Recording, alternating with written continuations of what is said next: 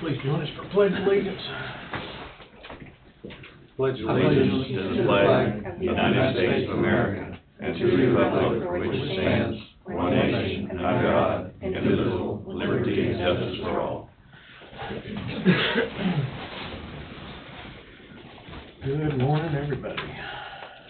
First on the agenda is to approve the minutes of June 13th.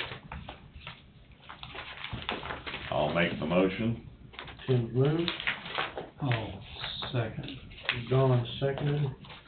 Any discussion? Hearing none, all in favor say aye. Aye. Motion passes 4-0. On to our consent agenda.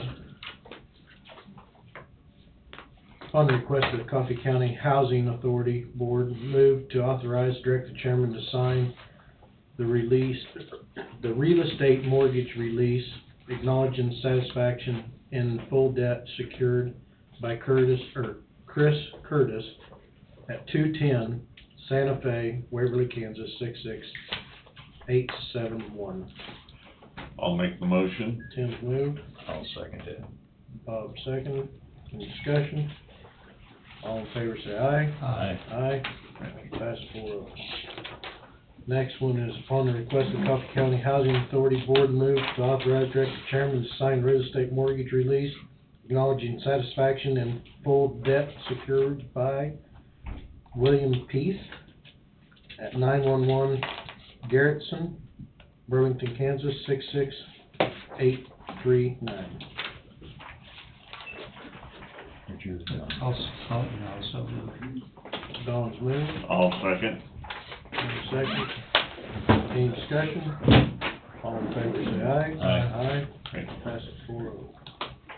On the recommendation of the County Housing Authority Board, moved to authorize, direct the chairman to sign the real estate mortgage release, acknowledging satisfaction in full debt secured by Robert and Letha Coulter at 201 South 14th, Burlington, Kansas 66839. That's Tom's. That's Tom's. I'll move. I'll second. Bob second. Any discussion? All in favor say aye. Aye. 4. Like that takes care of our book.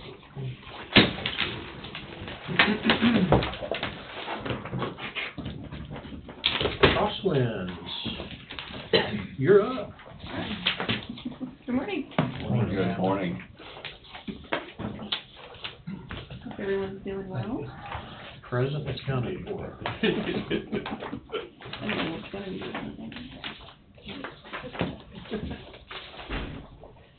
Well, appreciate you having us on your agenda today. I'm joined by Matthew McGee. He's our Coffee County manager. He's been a couple times before. He'll talk a little bit later about some of our programming and staffing that we have going on. So I've given you 2 things. As you know, by statute, we're required to provide you, the commissioner, the update of our budget for the last fiscal year. We had hosted our annual meeting to do that as a collective in April, but also just wanted to take the opportunity to do that in front of you since that's hard to attend and get people there. So if we'll go through that book, there's a few things I'd just like to highlight. One is it does have our 2022 governing board, and so for Coffee County, we have Sarah Steiner, who actually just resigned from the board, but then we also just had Sarah Stockwell start on the board, so we will have an open position open if you know anybody who would like to do that. Then the next thing I like to draw attention to is our staff anniversaries.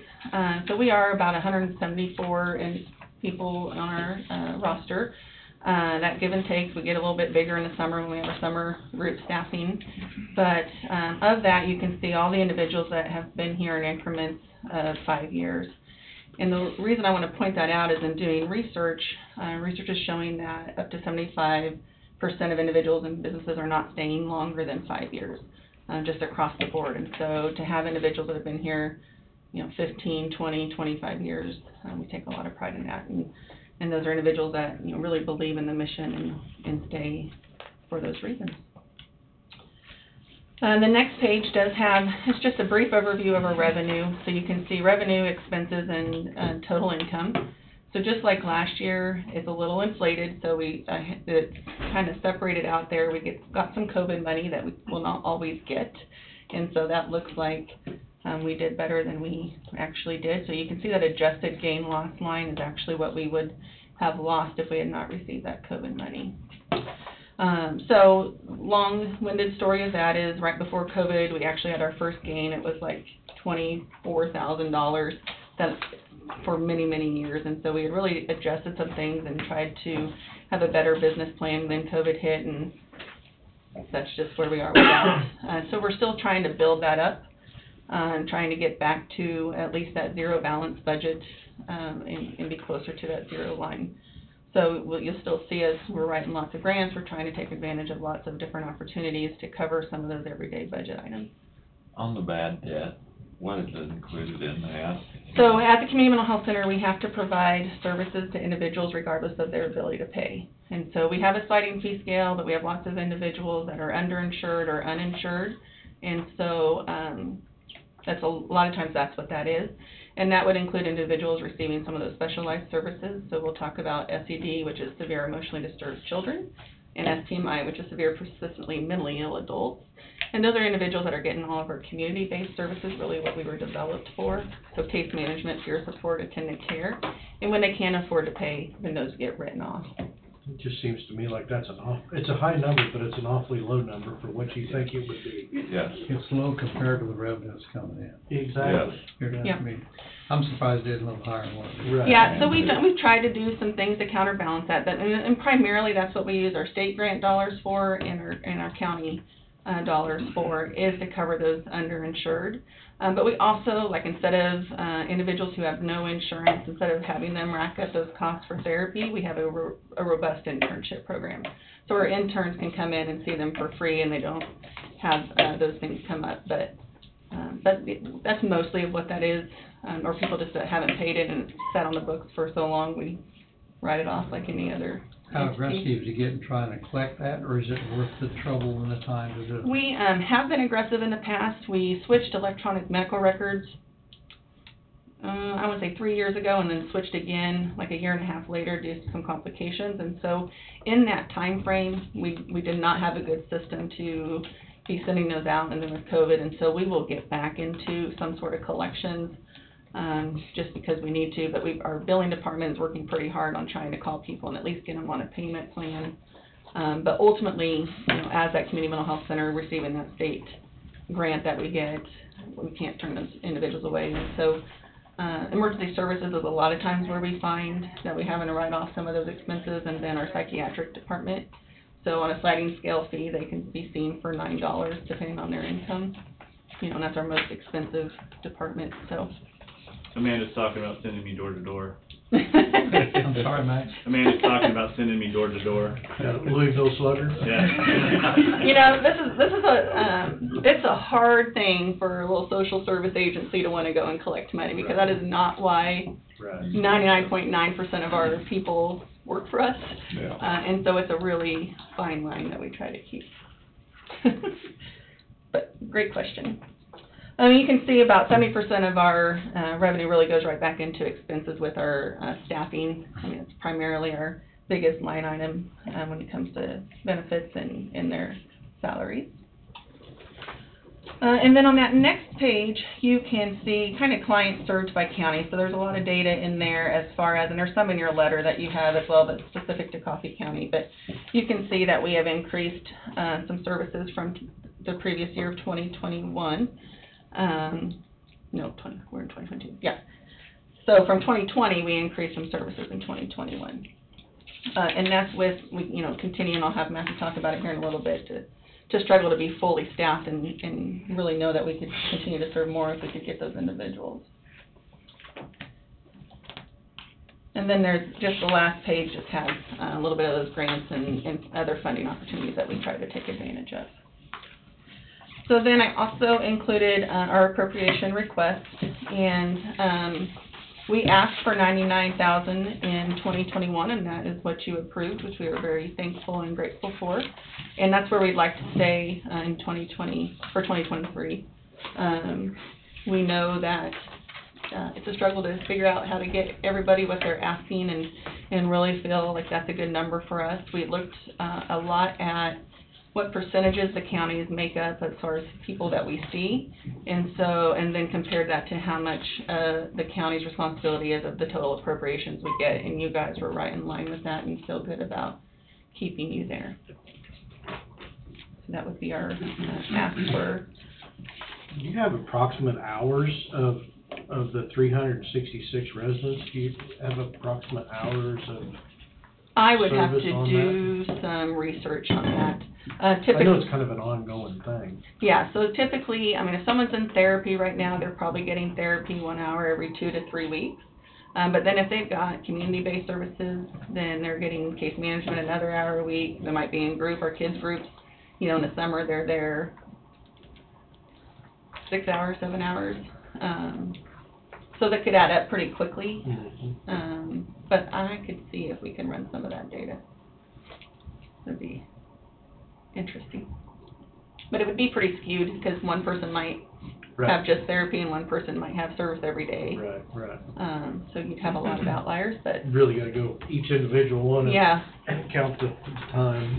That person might throw something out. It's irrelevant, but it's just numbers. I think what we do know, I mean, obviously the trend is more and more people are getting mental health services and benefiting from mental health services, and you know, we're doing our best to keep up with that and constantly need more staff, or like every other entity, and trying to find people.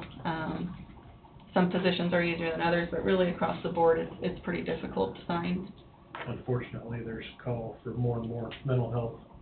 There is, and it's not going to go away. I mean, our lives are just chaotic, and it's just getting thrown at us from left and right, and we're not dealing with things well on many occasions. So we are working with the county. I think I talked about it last time, trying to get a like jail liaison type person through a grant through the state for Stepping Up initiative to keep individuals from kind of cycling back through the jail and keeping them out of jails with those with a mental illness.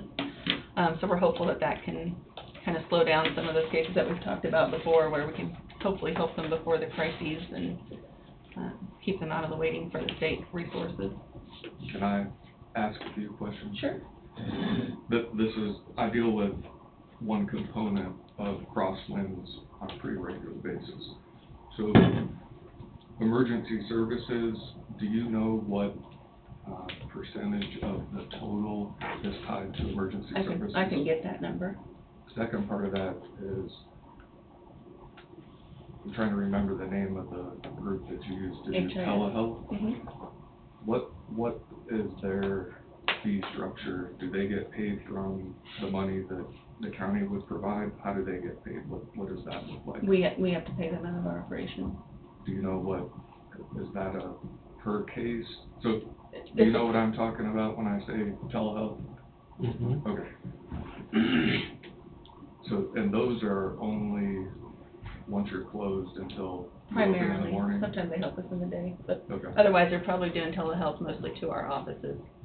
Same scenario, but just to our staff, direct staff.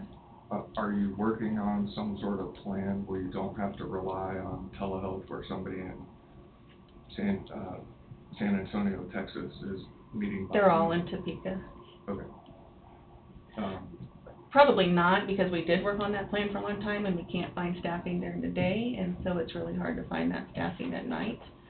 That is kind of the state's response plan. There's 26 community mental health centers, and I think 20 right now are utilizing them for after hours. Now, if somebody walked in tomorrow and said, we want to work evenings, we'd probably look at that, but. In my experience, and I've been a prosecutor almost 20 years, meeting with somebody in person when they're in a mental health crisis versus over a screen, do you think that, I mean, I understand that's what's happening now, but is that a model that I think some would say no, and we've tried to accommodate those. We do have office staff that are here that can do those things. But research is showing nationally that there is not a lot of difference for the outcomes from televideo versus in person. I think we're probably close to like 40-60 or even 50-50 of who wants to come in versus televideo. But it's that right now where we wouldn't have the opportunity to serve them. Sure. And we have to, so. So I understand you have a lot of turnover to the point at some point in time, and you can correct me if I'm wrong, where you had executive staff actually going out and having to do the work of what would be field workers, is that? I don't know, we have executive staff doing that, but there's part of their job requirements. I mean, there's times when I do emergencies when they come into the office and people are busy, but I don't know that that's I think we all have a little bit expectation to provide those services. So I don't know where that's coming from to answer that better, but. Well, that's what was relayed to me at some point, that you had enough turnover that were you going out and doing things that, I wish I had a better example, but. In our case at our office, it's not so much turnover, but just a couple positions that have been needed filled for some time, not being filled, but that's, I think, just the nature of being outer county, I do probably 75% therapy as a manager, and 25% managerial duties, as we're waiting for someone to be hired as an additional therapist in the office. But I don't know. Our county managers, they are working managers. Yeah. So that would be typical. Matthew's probably the high performer, so he probably does more than he needs to sometimes. But it's that, so it kind of goes back to the same as the budget. People come into the field and want to take care of people, and so it's really hard to put a boundary of, I can't take one more person when somebody's waiting to get seen. And so we're trying to work on our managers actually on setting that limit, but it's really hard because then people are waiting, and that doesn't feel any better than not. But most of the county needs right now is we need the growth that we've had. We just need more people. It's not always that somebody's left. That does happen for sure, but we just need more, like having 2 clinicians in Coffee County is kind of what we've always had, but we need another. So you're not asking for a budget increase? What are you doing to entice or recruit people from the outside to come in so that they have a competitive salary? Yep. So we raised salaries this year, and it's going to hurt us. Just sent an email out to all of our staff that production's got to improve because something's got to cover that revenue line, or that expense line. We have instituted some work from home policies. We've gotten, our benefits are good. We've gotten, if they go back to school, we help reimburse their schooling. If they'll stay with us, we offer our clinicians supervision, because to be a clinical therapist, counselor, social worker, you have to get supervision hours. Many people often have to pay outside of work for that, and so we offer those sorts of things. We're doing everything we can. So we have a pretty high number of interns right now. We have a maybe robust more than intern normal. program, yeah. We're hoping to retain a Yep. portion of those. And we try to train them and use them as staff so that they stay with us and want to continue. It's always our intent. A lot of our therapists, when they leave, it's because they're from Emporia State or Washburn and decide they don't want to be in Emporia or somewhere in this area. They go back home or start a family or those sorts of things. But our case manager staff, our tenant care staff, there's kind of turnover. Sometimes we're competing, well, I can give an example in a different county, but there was a school-based liaison that was paying basically higher than what our therapists would make for a case management job. And we just can't compete with that because we don't have that funding, but we try not to use the county funding for those operations because it's not necessarily the county's responsibilities, but are there incentives for someone to come work for you and some sort of like a performance. Educational, that something can be wiped from their student loan debt, do you have programs? Depends on, I can't think of the word that we are a facility that offers that. National Health Service Corps. Thank you. Right. We are that was just in the last year and a half, we qualified for that. But then some degrees are different than others, versus like counseling versus psychology versus social work. Sure. We try to give them all the resources to do those things.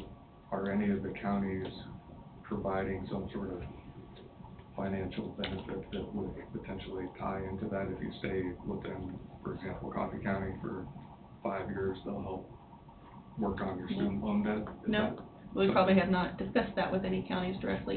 We've talked about that internally and how we could recruit to the county offices to try to keep people there, but you know, if people coming in, and I think law enforcement deals with it on a regular basis, they go through the academy, they come out, and unless there's some sort of incentive to stay, they're trained, and then the big city calls and no, that's exactly, I yeah. know there's a number of rural schools that do that very thing.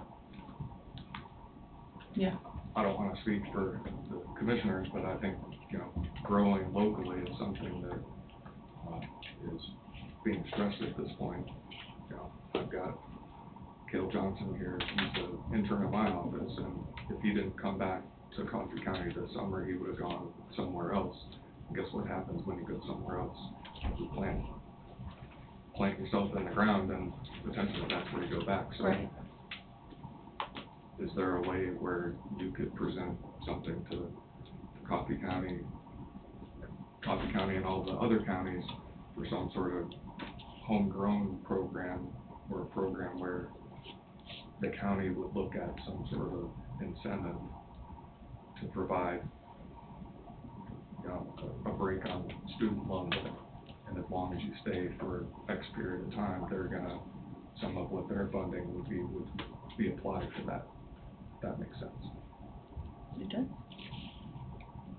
Is that something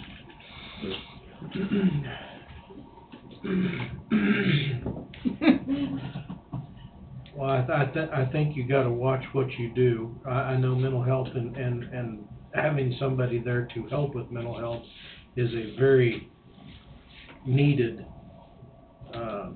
situation. But I think we've gotta be cautious on how we approach help with schooling or schooling debt, because then you're gonna have every other agency out there coming in wanting to do the same thing. I'm not saying it's a bad thing, I'm just speaking out of my own brain that sometimes doesn't work right, but I think we've got to be cautious. I like the idea to a point, but you want to make sure you've got a way to lock that individual here for X amount of years, and the repercussions if they don't. Goes back to the old saying, you can't squeeze blood out of a turnip.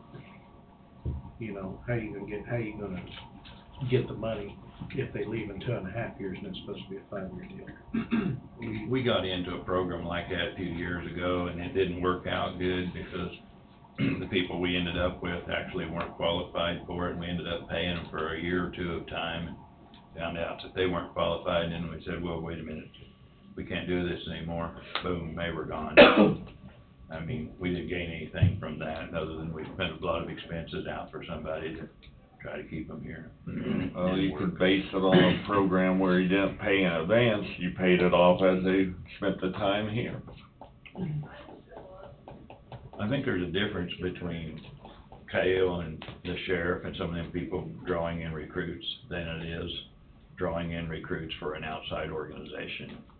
I mean, the sheriff and Wade are totally county employees. To me, there's a difference between the two situations. And I understand what Wade's trying to say, and I understand what you're saying, and I understand what Jesse's saying, but I think that I kind of agree with Jesse, is, man, you gotta really watch that, because the next thing you know, we're spending money on every little organization around trying to. Yeah. Yeah. And we see that internally. We've tried to do some things like that too, and thinking it'll help build relationships and help recruit, and then if they still leave, then you've left. How many people in Amendment. Coffee County were you short right now? 2? We could use for sure another full-time therapist and another full-time case manager. I should let you answer that. Yeah. My guess is if we got another full-time therapist, it would roll into another, position, just because individuals don't typically just go away. Like, if you get a child in there, they might be seen for many years. Some adults are seen for a long term. And so it's not you see them and then you get the next person in. Your caseload gets built and then, referrals keep coming, and so then another caseload gets built. If a person needs help in Coffee County, have you turned anybody away being short? We're not turning anybody away. We're getting intakes in. It just takes a little bit longer, and then there's a longer wait period before their first appointment. But we have an open access group where we can get them in and see them until they're picked up. We're also trying to be more efficient. That stereotypical idea of therapy from years past, where somebody comes in, they're in therapy for years. We're working real hard to move very far away from that, setting goals, working very hard and efficiently toward those goals, getting people's needs met quicker, and getting them at a higher functional level back out the door, so that we have openings for people to come in. And we have some key things in the works that hopefully address some of these concerns. So I came in and told you we'd written a large SAMHSA grant last year, and part of that is we're creating open access. So what that means is instead of calling in and having to schedule that intake, which might be anywhere from 3 to 10 days later, is you can walk in and get that intake done. So what that does is a couple things. One is when I'm having that mental health problem, in the moment is when I want to be seen, not 10 days later, because then they a lot of times don't show. So we have a high no-show rate, which then means we've got a clinician that's sitting for an hour here and there waiting on those individuals. And so that'll reduce some of that and make sure those schedules look different. And then similar on the other side with our medication clinic, it's called just-in-time scheduling. And so right now, if you were to be seen in our med clinic, they schedule you out for 3 months and give you a card, kind of like if any of you go to a specialist or you reschedule your next dentist appointment, keep this card and come back and whenever that is. And so instead of that is we will be, they'll just be calling in and being able to call in and whenever they need their prescription refilled, to call in and schedule within the next 10 days. And so it's an immediate appointment, which means also when a new person comes in, they can get scheduled within 10 days, where right now with a new patient for psychiatric services, it could be a month and a half, 2 months to get in. So those efficiencies will help a lot. Because it's a specialty service like any other, and it's hard to keep up with that. And the other thing is, hopefully financially, we talked a little bit about this, the Certified Community Behavioral Health Clinics, the CCBHCs that the state's trying to adopt. The state slowed down a little bit on that. We were hoping to try to certify in March of next year. It'll be probably July if they choose us as one of the next entities to go forward. But what that'll do is allow us with the Medicaid dollars to really look at cost of services and get reimbursed for those costs. Where right now we have service codes that we bill that haven't increased since 2006. So that's a lot of why we don't have extra dollars to cover some of these additional expenses of how do we recruit and retain and do all these things. So within that grant as well, we've written in some more increases, more raises and things like that. But we're having to look at every angle and do those things. But those are some big things coming that I think will really help communities and get people in when they need to get in. You know, being a little bit short on staff, and I don't know how much shortage you are in your whole 7-county area, but it's probably more than the 2 you talked about. Yeah. Are there individuals out there qualified to fill your staff, or salaries, within the salary structure that you got to work with? So there is a national shortage for mental health professionals. So if we're talking about the psychologists and counselors and social workers, there is a shortage everywhere. Shortage to start with. And then when you talk about rural Kansas, I think that is an issue. But as mental health is more recognized and more prominent, I mean, you're seeing an insurance company will hire a therapist from us to review charts of our other workers, and they can pay as a profit agency way more than we can. Schools are hiring individuals that are trained to be mental health professionals, and so there's just, it seems to be more competitive. That's just what I was gonna say, competition's pretty tough for what Yep. you're needing. And then, you know, where as community mental health centers, we've kind of always had boundaries and worked alongside each other, and those are gonna start going away with CCBHDs, and so we'll be at more competition as well. And then we can work from home now with the televideo. I mean, I think that becomes more competitive as well, because we are trying to get people as we can get people, which is good. And there's individuals that want to be seen face to face, but we were able to retain some staff that were moving out of state, and keep them as purely televideo therapists so that we didn't lose their caseloads and the people they could see. So there's pros and cons of that too. But it's hard to say a special thank you for what your organization or what your responsibilities are, but I know on behalf of Coffee County, we absolutely fully Well, thank thank you you. for what you do for our county. And we appreciate the support and the questions. You know, it's no fun being in the hot seat, but it's nice to know that people are worried about it and talking about it, and that's not the same story as when I first started coming into meetings. I just think there's a lot of more interest and knowledge and wanting to do better from our end to serve the county. So to end on a good note, do you want to talk a little bit about summer programming, how many kids we got? And Sure. this is fun. So the middle school is very gracious and lets us use their home ec room to run the summer group there. Very convenient. It has all the things that they need. They cook meals. The children help cook the meals there at lunchtime. They go out on outings. I think this summer they're joining in with the Coffee County Library on their science day in the afternoon, and going to the pool, and just having all day to kind of learn and practice some of their emotional regulation skills, relational skills. But we're presently serving 10 children in the summer group, and we have our after-school summer group staff who is running part of the summer group as well. We have one of the case managers from Euphoria is coming in and leading the group, and then we have 2 local gals that we hired who are helping with the summer group as well. So it's going very well so far. I think I remember last summer being asked about the vans that were all sent in the county, so if you're seeing those, that's what they're doing. Mm-hmm. Cool. Activities are good for kids. Yeah. Yes. Well, Thank you. Thank you, guys. for your presentation. I didn't help the meeting go faster, sorry. Thank you. Thank you.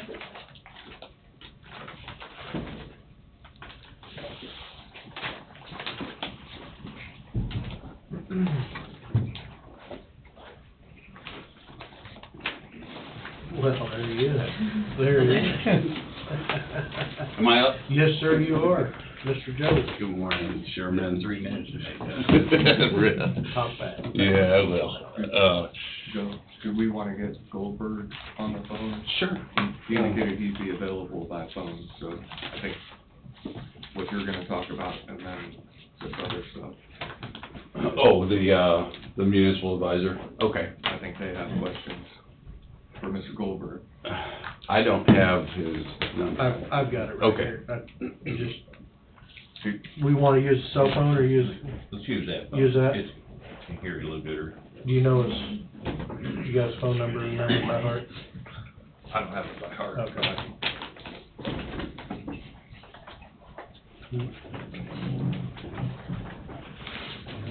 I'll read it to you.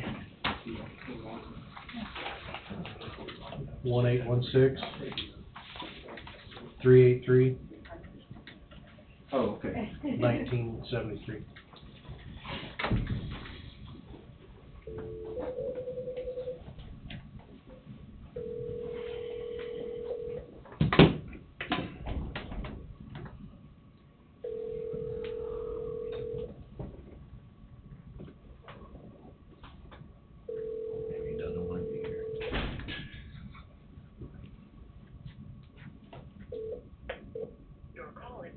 It's not here, sorry. No, Indicated he'd be available. I'll fire him a text. He might be on the phone. He messaged me, you, the sheriff, Yeah, said he'd be available. yeah. We could talk about this resolution and then maybe give a introduction and hopefully he can call in if that's okay. Yep. I don't know if we need to wait for the county clerk. Assistant right there. Oh, yeah, yeah. So, good morning, it's good to see you again, back probably 3 or 4 weeks in a row. So, so on June, this is regarding the, of course, the jail financing. It's really it's the resolution calling the election. On June 6th, I was down here, and we ran through what this actually entails, and just to kind of reset it, it's for the jail financing as well as some improvements in the courthouse. The language provides that it's going to be up to $30 million, of which approximately $30 million, of which up to $20 million could be debt financed. The balance over the $20 million is going to be what we call from other available funds of the county. We don't know specifically if it comes in at $29 million or something shy of $30 million, then the initial contribution from the county would be the smaller of the amount. So it wouldn't be necessarily $10 million. It's up to $30 million, up to $20 million of bond financing. And what this does is this calls the election. We'll give it to the county clerk. The county clerk can then process it and get it on the ballot.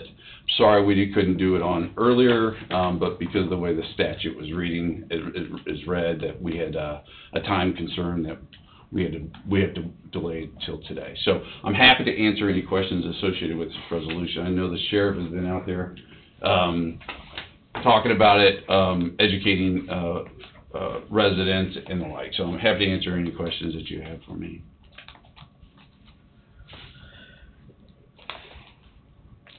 As long as we can make it work, I'm happy with it. Well, I think, we've discussed this and discussed this, the wording and the timing and everything's gotta come together just so perfect to make it happen. And so,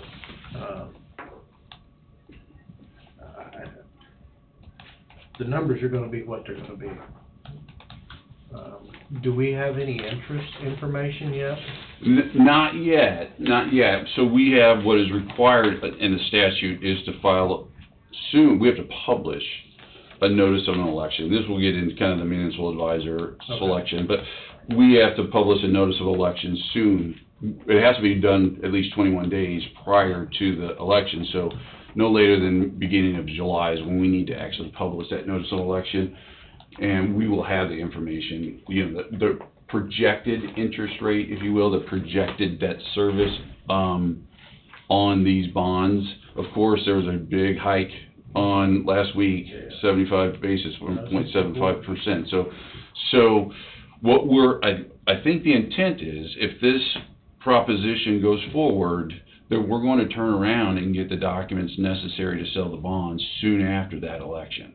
I don't think we want to, the indicators that I've seen, and I'm not a financial advisor, that's why it's, as I've always said, I have to stay within my lane, but I think that interest rate is ticking up, and there's projections that it may go even higher, so then we may want to get into the marketplace sooner. The other thing that we, if we issue bonds, and we've talked about the early call provisions, but if we issue bonds, we may, and we haven't structured it, that's what the municipal advisor is going to help, but we may have a situation where we put in an early call provision. So after 5 years, 7 years, 8 years, 10 years, that we could either call them, pay them off, or refinance. We call them refunding, but refinance those bonds if we have that higher interest rate. We were doing an awful lot of refundings when the lower interest rates were in place, and they're creeping up. So that's what a municipal advisor will be able to address. But we want to put in a call provision in the bond documents, assuming that this proposition moves forward. I think it's just good business to be able to do that. Yeah. We don't, if we don't have to sit here for 20 years and pay on it, we can pay it off early. We might as well, or 10 years, we might as well do it. 10 years. Yeah. And we may even be able to get an option to call it earlier in like an 8-year period, but because of the interest rate, that we are now cognizant of maybe a possible, maybe structuring a little bit differently so that we can maybe get out of the market if necessary, or refinance if it's favorable, of course. You know, with the potential funds that the county should have available later, can we be supplied the information on an early buyout for 5 years, or if we go to 7, or if we go to 10? Economics may tell you that how much, with that, the interest is gonna be going up because of the shorter-term buyout potential. But can we supply that where we can put a pencil to that, to which is the best maximum return on our investment? Absolutely. The municipal advisor should be able to provide, hey, this is what was projected.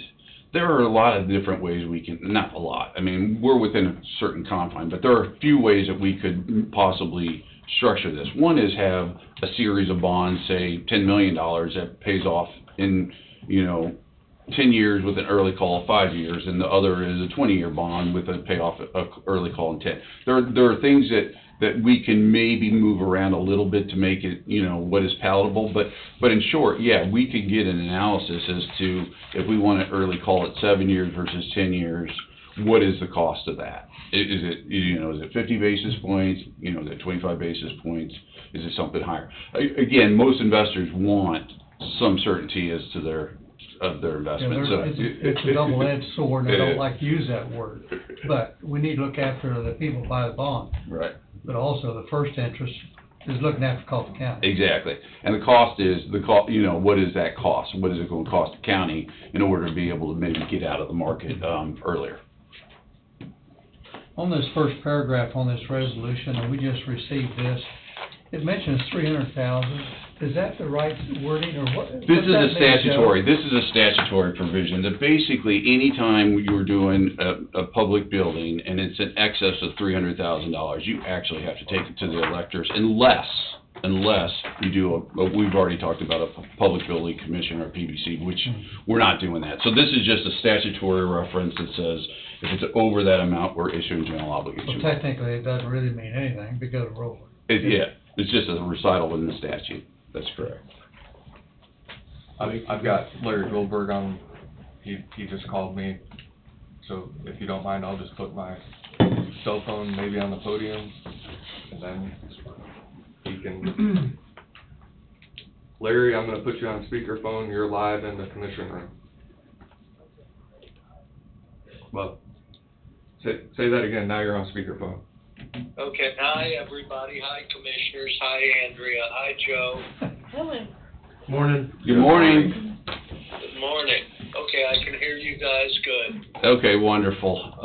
So for your consideration, Mr. Goldberg, we are just talking about the resolution that authorizes the calling of the election and the ballot language. So I don't know if there are any further questions I'm happy to address, but if you so move, I think this can be considered.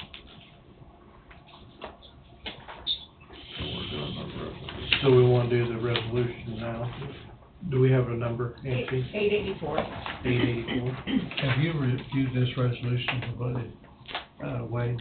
It's gone back and forth several times. I'm sure that's probably. Can you approve it now? Yes.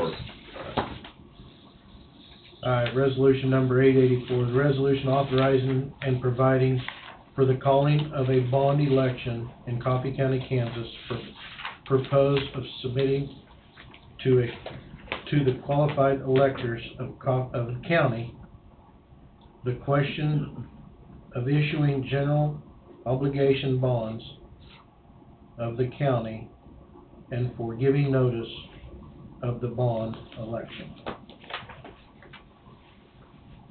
I'll make the motion. Tim's moved. I'll second that. Do we need to read this completely over? No. Okay, a second. Somebody else can, but I won't. Don second. Any discussion? Hearing none, all in favor say aye. Aye. Aye. Motion passes 4-0. Thank you very much. I guess we can move on to the, You have the original, yes. I wrote, she's got one. I wrote on Okay, we need to sign it. it. Need to sign it now? We need, Okay. it'd be good to sign it now, get it out of the way. Well, just give me your front page. Here's mine, Yep. the whole thing. I wrote on it. Praise the Lord, scribble on mine.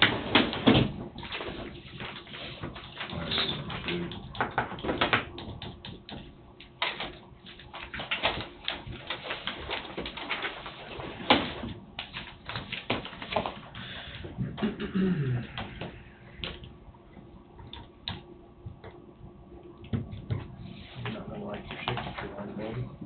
So, would you move Larry to the, thank you. sure. You should be able to sign it, Robert. I'm gonna sign it, Robert. Yep. Any signed documents, he likes to have his full name. My apologies. Yeah, That's right, yeah. he'll know who I am. Oh, yeah. And we don't have to publish this necessarily, but we'll be published in the notice of the elections.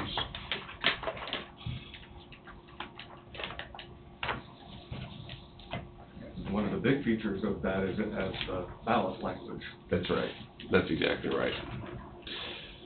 So, the second matter for consideration, and I did not print this, is, and I'm going to turn this over to Larry, but it's consideration for the selection of the municipal advisor. As I've mentioned to several, it's important that we have a municipal advisor when we talk about the financing in a general obligation bond, mainly because we have statutory provisions, there's statutory requirements that are included in that notice of election, as I mentioned earlier, including the interest rate, the projected debt service schedule, what the project actually is. So, I know Mr. Goldberg will take over this, but before you is a memo that Larry provided that provides, that submits two submittals, one from Raymond James and the other from McCliney and Company. And Larry, I'll let you take over from here unless you need me to address anything else. No, Joe, thanks. I might add that Joe Serrano knows both of these companies, both of these gentlemen. They were not picked arbitrarily. Joe McCliney did the initial bond sale for Lynn County for our Justice Center, which is finishing up now there, and did a great job. But so he's acquainted with the area, obviously with Kansas statutes and so forth. Greg Varenberg, managing partner for Raymond James's Kansas City office, with whom I have a very long history. He is, on the other hand, participating in the refunding of some of the Lynn County bonds to convert from tax-exempt to taxable so that they can hold U.S. Marshal prisoners. And so this kind of calculation is critical to how we structure the actual bonds, as Joe Serrano will tell you. And Greg has plenty of experience. In fact, he's working right now with us in Phelps County, Missouri, down in Rolla, on the exact same thing. So I went to these two gentlemen and asked them for written proposals for what it would take. Joey McCliney proposed 2/3 of 1%, which for up to 20 million would be about 66,666, or I said 66,7 for purposes of rounding. Greg Varenberg's fee was less than half of that, I believe, at 25,000. But you can't go wrong with either of these gentlemen. They both have enormous amounts of experience. As I said, I've worked with them before. I believe Joe Serrano or QTAC Rock, as I know QTAC Rock has done issuances with Raymond James, and I believe Joe knows Joey McCliney. And anyhow, Interestingly, however, Joey McCliney talked to me about how volatile the bond market's been in the last few weeks, and said the county's interest might best be served by hiring Joe McCliney as the FA and starting with a negotiated bond sale with Raymond James and let Greg end up as the underwriter. I don't know that Kansas statutes will allow that. I think maybe not. But in any event, I'm asking that you all consider these two proposals. My recommendation would be to go with Greg, simply because of the two. You can't pick a more qualified, but his fee is less than half, so why not save the money? Joe, if you have a recommendation or an opinion, by all means, throw it in here, and let's see if we can get it moving. I believe neither of these fees would be due unless or until closing occurs. Hey Larry, this is Jesse. Yes, sir. We asked you a few months ago or a month or so ago about a municipal advisor, and you told us that you was the municipal advisor, and that that was in part of your fees. There was no charges for this, and now here we're handed a municipal advisor fee from anywhere from $25,000 to $67,000, depending on who we go with. Can you go? Let me explain the critical item. If we were to have gone directly to underwriters on a negotiated or selected bond deal, such as revenue bonds, certificates of participation, or what have you, I would have no problem. But on a public bond sale, that's a level of bond market mechanics that I am not as familiar with, and I'm not as comfortable doing it, Jesse. Okay. And if you want to talk about a deduction from our fees in if and when the project goes ahead, I'd be glad to. If the board feels like that would be appropriate, I'd be glad to talk about subtraction of some money, Right. so that the county is not doesn't come out short. Right. Well, I just tried to go off of, what we had asked previously, and know, where are we on the on this deal, and would a municipal advisor hinder, hold up, is in the, and you I think he was standing here, I believe. Maybe he was on the phone. Maybe he was here, and you said, I am a municipal advisor, and as part of my services, I don't charge you anything, and I just don't want a bunch of black eyes coming at us, as we get into this of, oh, well, here's another $25, or here's another $50,000, because you have several of those, it adds up quickly. Yeah, it does, and I come at you with geotechnical services and various adjunct deals. Let's talk about a subtraction from my architecture fees if and when the project goes ahead. And because if the project doesn't go ahead, you don't pay these guys anyway, Jesse. I'm totally good with it. I'm assuming the rest of the commission would be totally good with it. We can table it. I mean, we could table the fee, but I mean, we have to pick one of these two individuals as a municipal advisor. That would be highly recommended. And I just want to make sure that everybody's on the same course, that Mr. Goldberg is going to credit back the fee for the municipal advisor. Is that the way I understand it? Is that clear? That's what I would understand. Yep. And so, I'm good with it. If I may just add a few, I have worked with both of these gentlemen. They're both outstanding in my opinion. When Larry was talking about a negotiated sale versus a public offering, we take the position that because this is a general bond election, that you're going out into the marketplace. It's not like a PBC, a revenue bond, where the revenue is a lease with the county and the PBC. That's a revenue bond. You can supplement it with the revenue from the facilities. This is hyper technical, but when Larry talks about a negotiated sale, we call that maybe a private placement. We put those bonds with a 1 or 2, 3 selected investors. A competitive sale is actually you take it out to the marketplace and let the market conditions drive down that interest rate as best they possibly can. Statutorily, the law requires once you're at above $2 million, which we will be, that we are it's for the issuers. It's a benefit for the issuers. You take it to the marketplace to drive down as best you possibly can the interest rate, because people are coming after this good credit. They're going to say, hey, listen, I may be bidding 3% or 4%, depending on the time, but somebody else say, hey, I know that county really well. I'm going to come in at 2.5% to 3%. So, it's when you talk about competitive or out to the public, that's the reason Kansas law requires you to. It's for the benefit of the issuers to drive down that interest rate.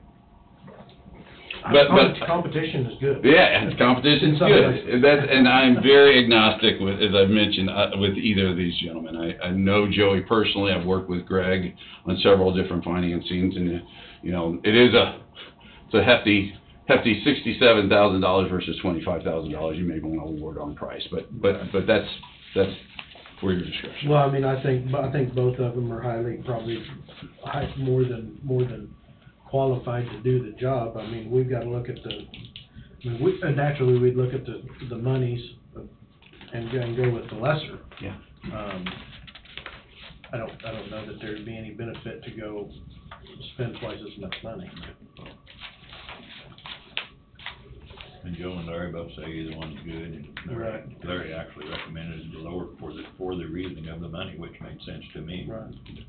And then, Well, the other reason I'm recommending it, gentlemen, is because Greg Varenberg right now is working on 3 facilities with me, all of whom have substantial opportunities to enter into intergovernmental housing agreements with the marshals to generate revenue.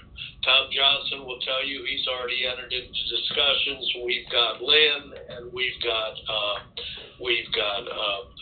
Phelps County, as I said. And because the calculations have changed, Congress has changed these calculations. It would take some experience to do that.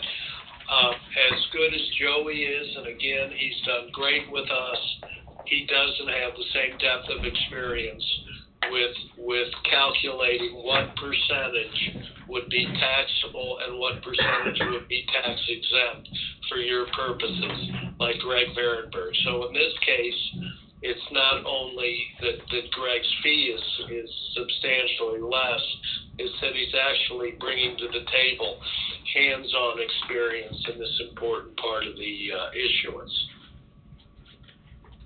so basically, we need a motion to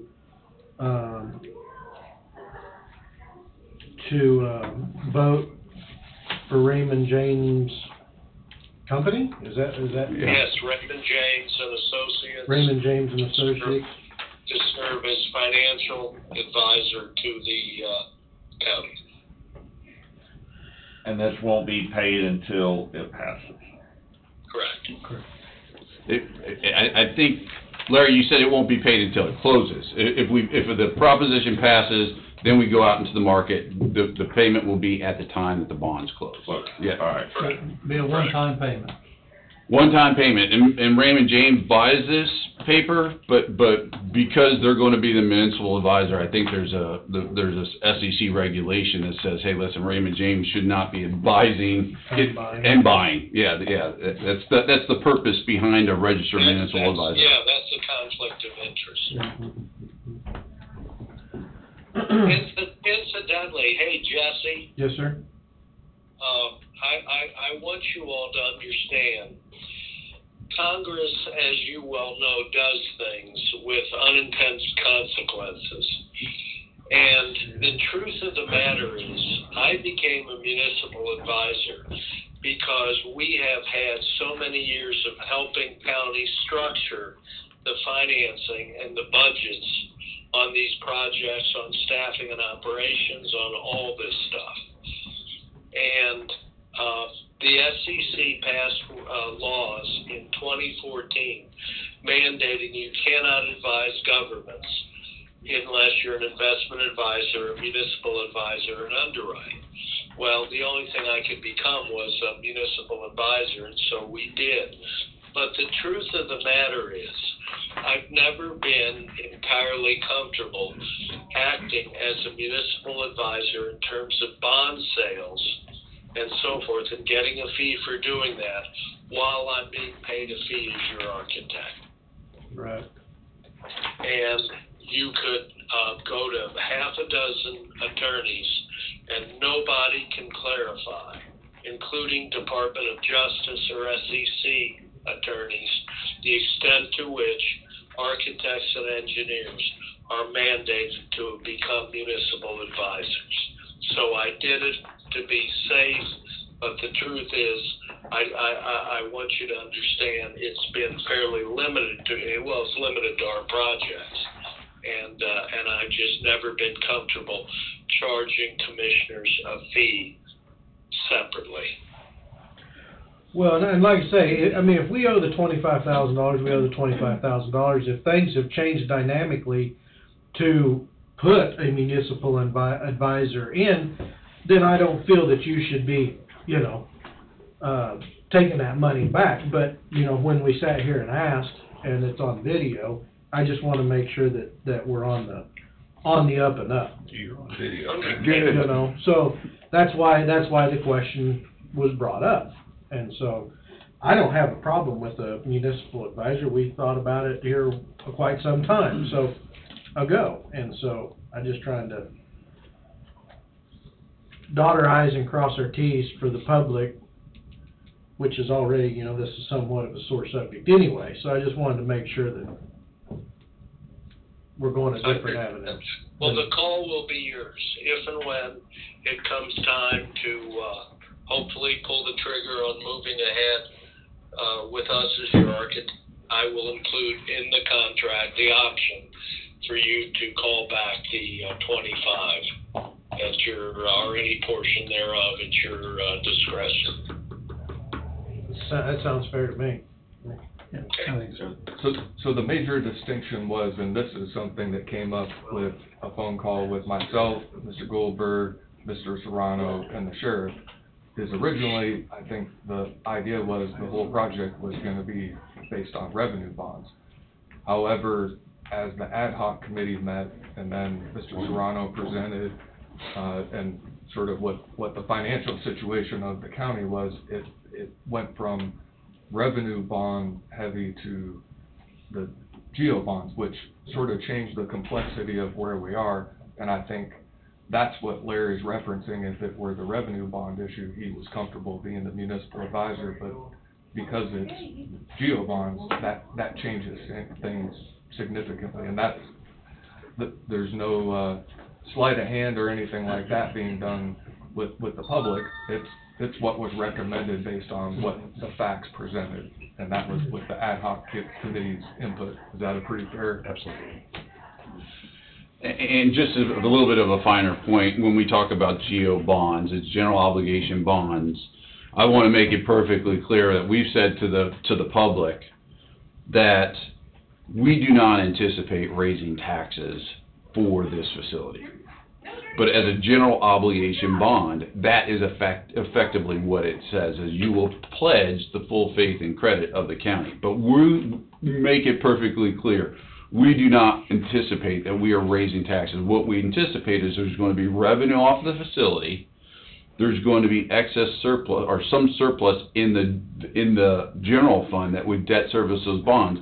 But if that surplus fully dries up or is otherwise committed, then there could be a possibility, of however unlikely, that you would have to raise taxes. So that's effectively what a GO bond is. So I just want to make it clear, because it did change the complexities and the need for a registered municipal advisor for this financing. Well, I'll make a motion to, hire Raymond James and Associates as a municipal advisor for the Coffee County Jail project if it should be voted on and passed through.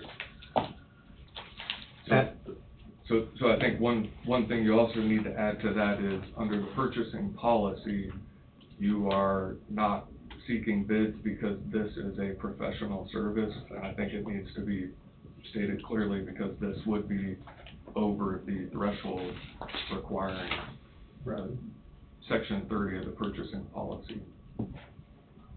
What he said, $25,000. Well, we kinda didn't take bids too. We've got two of them here. Well, I mean, In a sense. It don't matter. Yeah. It's okay. and a bid is you send something out and people can respond, so it's not technically a bid. We have a response. I understand. I understand what you're saying. I'll second your motion, Jesse. And this is clerk's lobby. Jesse's moved, Don second. Any further discussion on this matter? Everything else looks great. Hearing none, all in favor say aye. Aye. Aye. Motion passes 4-0. Wait a minute, we don't have, Well, we don't have a we second. don't have a, Yep, Yeah, we need Tommy, we need to do that over again. please. Joe can get it. I didn't even, They're moving. I didn't, well, I thought Brad I was just sitting there noticed. and I didn't even notice him gone, so.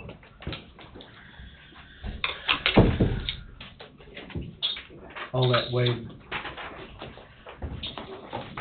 reiterate the motion.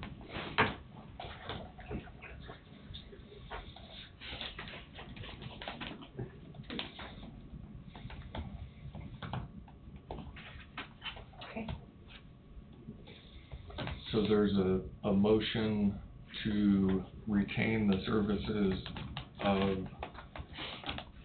Raymond James in reference to being the municipal advisor and or underwriter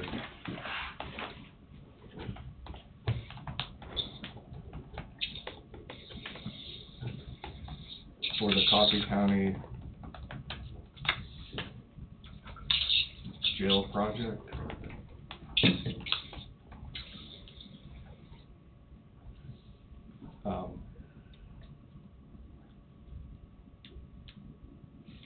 This is a professional service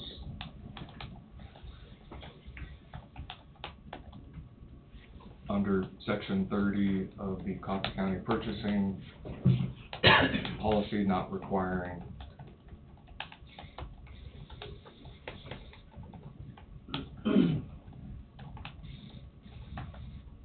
formal bids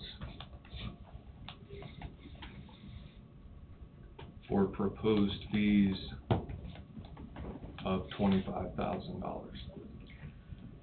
I would like to add in there also, Mr. Goldberg did state that he would credit, if we felt obligated, credit back the $25,000 off his bill. Might add the retained architect, Mr. Goldberg, and then what you just said.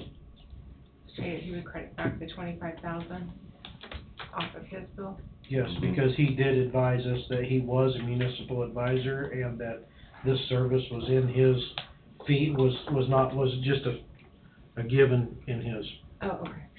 So he's kind enough to, if we deem necessary and fair, he's making enough money on this deal. $25,000 isn't hurt him at all. Watch it, Jesse. How's your wife doing, sir? Better and better, thank Good. you, Frank. Good. That's good. great, Jess. Well, all right. So do you want to read that back? I think it's more from what was said Yeah. a few minutes ago. Yeah. Just Okay. Move to retain the services of Raymond James in reference to being the municipal advisor and or underwriter for the Coffee County Jail project. This is a professional service under Section 30 of the Coffee County purchasing policy, not requiring formal bids for proposed fees of $25,000. The architect, Mr. Goldberg, stated he would credit back the $25,000 off of his bill. I still move. Do we gotta go through a move and second and everything? Okay. She wasn't I here. didn't get Okay, the second. okay, I still move. And I second it. Don seconded. Any discussion? All in favor say aye. Aye. Motion passes again 4-0.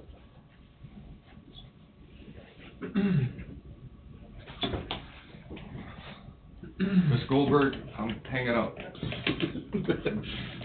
Thank you very much. Look forward to seeing you in due course on the other stuff that we're doing with the county. It's been my pleasure to help with this, and hopefully this proposition goes forward so we'll be in the marketplace and get this facility built. But if you have any questions, of course, Mr. Bowie knows where to get me. But Joe, one question, and it's been brought up during several of the forums. Some of the members of the public have said, or have asked the sheriff if they can buy some of the bonds, and I think maybe it's just to have that out there now so people understand how that process works, so if the sheriff gets the question again, he can answer it. yeah, and it's a really good question, especially in communities like this. People, financial institutions, they want to invest in the community.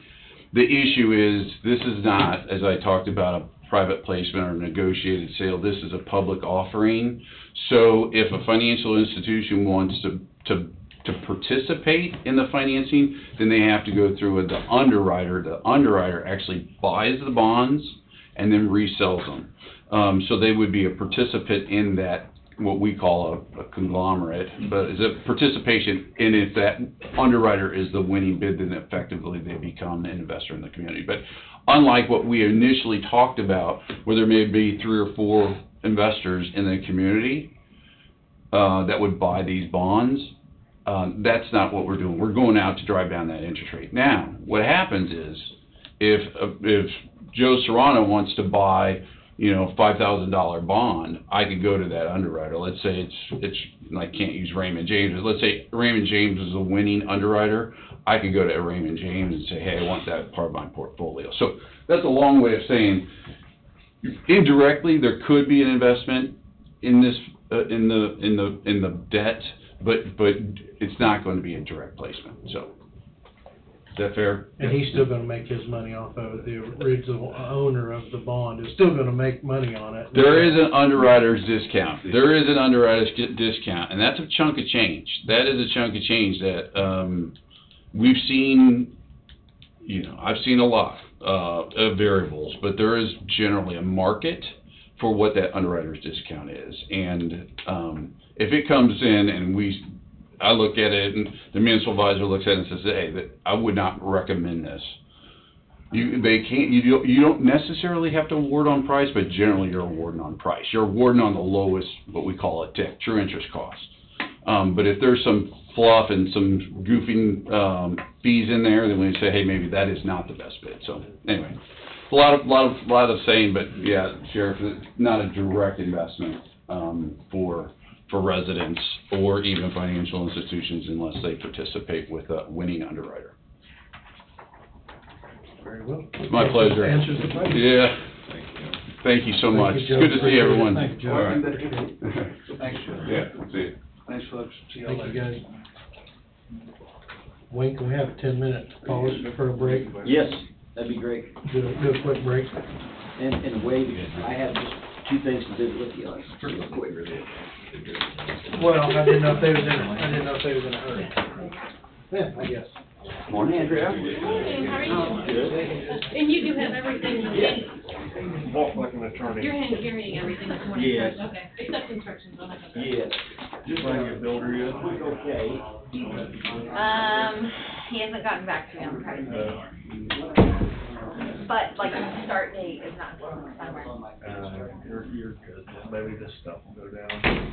Well, it's already gone down a lot, but he can't start, he's on 1 and 2 and I'm being number 5, so it's not my hold up. Oh, wow. Okay. Yeah, and he's out of Garnet, so we'll see. I've called a lot of people. But you did settle on one then?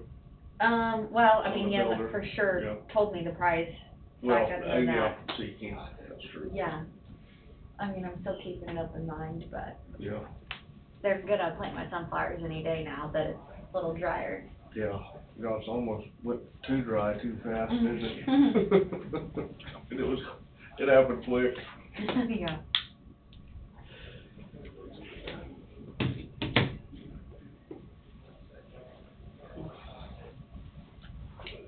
Yeah, I'm ready to start now. Yeah, I bet so. Getting to the, it's okay, but I'm getting ready. Mhm. It's gonna be a long process. It is. Don't rush it, take your time, Yeah. and think it through.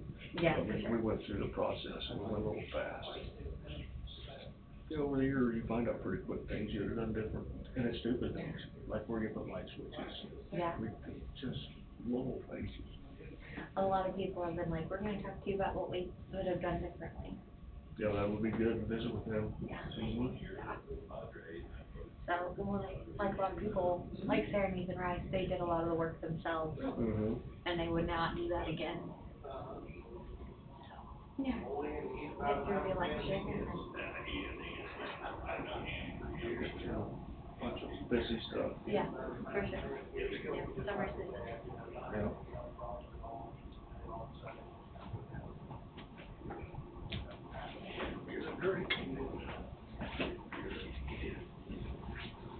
What's been going on there? Road and bridge, huh? Hey, just a bunch of badass work.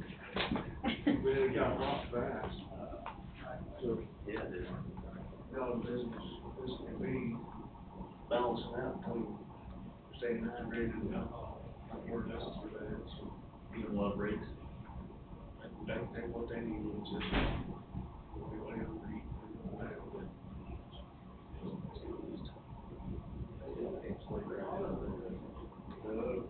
No, we didn't have that opportunity.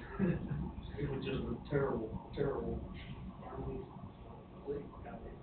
How's the wind Well, going? matter of fact, since you left the bottom air conditioner on, or you do that, then you help the wind, you go to the tractor, you have air conditioner on. I didn't know that. Ever that, or? Yeah. We didn't get that. We didn't. Yeah, I'll take it. Yeah. I roll it down. That was pretty crazy. That was pretty crazy. No worries. Fixing the brakes, you want to, We're only doing besides this, lower volumes, more volumes, and trying to keep it all pretty for, anything else that, I got that server, so that's my entry level tech to get it to law school. Okay. So I'm studying for that morning, so, and then lifting and workouts, and that's what I'm busy doing right now. the wrestling tournaments you gotta do this summer. No, our head coach resigned. Oh, really? He's from Missouri, so we have a coach right now, fellow with the zoo, so I'm just doing what the coach wants to do, get our workout in every day and get her running several times a week, so. Right, you gotta try to keep that shape. We'll see, I guess, whoever gets hired. I think you get off more money to go to Missouri, so you can't wind up there. Yeah. Her team tonight is firing us the dirty car. Yeah, we went to the Redneck Convention Saturday night. He done all right, we didn't get the money.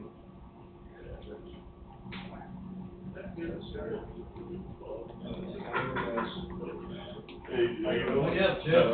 No kidding. How you guys? How you guys?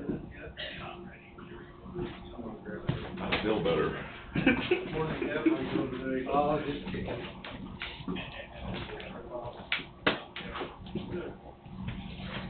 I'm just taking a little bit. My throat's dry. I need to leave my damn coffee. How? I just got a little bit. See, Doc? As strong as it is, a little bit is enough. You drink that about 10 It's very weak, I can see through it. You drink that about 10 o'clock tonight, you would never, you never go to sleep. I couldn't sleep, he'd be running a marathon in bed. I can read my paperwork through it.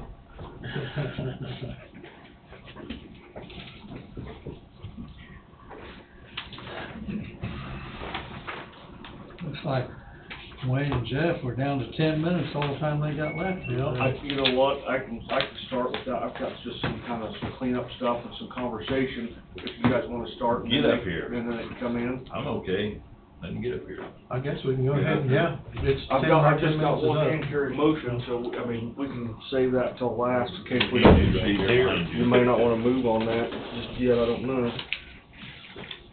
So, couple of things, just wanna give you an update on dust control. You know, we've talked about this a couple of different times. The weather has put the company that applies it so far behind. We're ready on our side, completely ready. Hopefully we'll be having a phone conversation with them tomorrow, potentially start this week. But, you know, working 410s, we'll work through that. We may have to work Friday, Saturday even, I don't know, but. How late are we, Jeff, from last year to this year? I mean, I would say 30 days, I'd say a month. because people, you know, people buy this stuff. They do. And so. They do, no, I know, I don't know. they'll get a good 11 months out of it. We've had this happen a couple of different times. We tried to schedule for the first to middle of May or before Memorial Weekend, and we haven't hit that very many times since I've been helping with All the that. rain we got did not help. I just didn't know if, you know, if there maybe should be some type of rebate. I don't know. I mean, you can't help Mother Nature. No, you can't. You know, and if it's raining, you don't have as much dust to begin with. So, I mean, people look at this as an investment. Dust control. Yeah, the rain's plenty of dust control, but I just wondered. No, how far it's a out good it was. question. We'll give them as close as we can to a year next year. I mean, maybe schedule a little later if we can or whatever. Just to get. Because of the time frame, Jeff, can you add 25% calcium to it and not have to do it next year? Or is that something you'd even I entertain? don't think so. Don't I think? mean, if you try to stretch one out into 2 years, I'm not saying if the conditions are perfect that it can't happen, but we're eventually gonna have to go in there and clean up potholes and stuff like that. So, and that's kinda what we try to make them understand too, is if it gets too dangerous, we gotta. Well, the good part about that, if you just grade that area in itself and leave that material It kinda in the heals, area. it kinda heals back. It heals back. Yeah, it does. And Especially if you're not shoving gravel from a half mile away into that area, you know, Right. doesn't dilute it. I guess It's you could say. pretty amazing stuff. Yeah, It it really is. is. It works pretty good. So, update on the dust control. Just a heads up, we've got a cost for a new copier. I don't have a motion for that today, just wanted discussion points if you had any questions. From Digital Connections, we're looking at with a government discount and trade-in of our current machine, a cost of about $8,695. This information was given to Brad for him to look over as well, see if he had any issues with it, and he was okay with it as well. It's a source well type bid. And like I said, no motion today, just if there's any talking points on that or if there's any questions on that. Did you try Carlson's out of Emporia? Not that I'm aware of. This particular company's service is the one we have, and Oh, okay. Are they in county? Garnett, Garnett? the guy lives in town or not, I really don't know the folks at all. Yeah. Came in the office staff, took care of this stuff, so. Well, I know trying to get a hold of some of that equipment nowadays is hard as well, because Well- it's all coming from overseas. Yeah, and I didn't ask the availability, I just did ask it, they start losing support after, ours is 8 years old, they start making support for the software updates. We're not to that yet, but that allows us a little trade-in value, and after 10 years software, and then after a couple more years, no parts, they just quit. Do they have this available now? That's my understanding. I did not ask the availability, but I can double check that for, if we bring a motion in next week, I'll check that availability. If they have it available and we need it, we ought to be getting it. Yeah, gotcha. Gotcha. We've talked some about, T60, our fifth wheel truck, and possibly pursuing looking at a used truck, and I guess I'm back asking for some guidance on that. Anytime we're looking for a used vehicle, it's the same with you guys out there shopping right now. It's like, well, you know, we've got this truck and it's available now. You want to put a down payment on it? You want to come look at it? We got 3 other people looking at it. Like, no, that's not how we work, you know, as a county. If you're gonna hold one, not to interrupt you, Jeff, but you about gotta put a down payment on it, or I had to put Whatever you wanna call it. $500 down. I don't know what you call it. A deposit. Deposit. What is T60? T60's our old, our 97 Ford fifth wheel that we run the belly dump and the water wagon with. Are we having a problem with it? We're having some undependability issues with it, yes. Yes, most definitely. So we kind of backed out of we didn't feel like we'd budgeted compared to today's prices enough for a new dump truck, so we decided to back out of it. We can't even get, you know, even if we bought one, we still haven't got one we bought last May. So we backed out of that and tried, you know, talked about with you guys a little bit, reallocating a little bit of that money. So, that's what I'm doing, asking for a little guidance on that.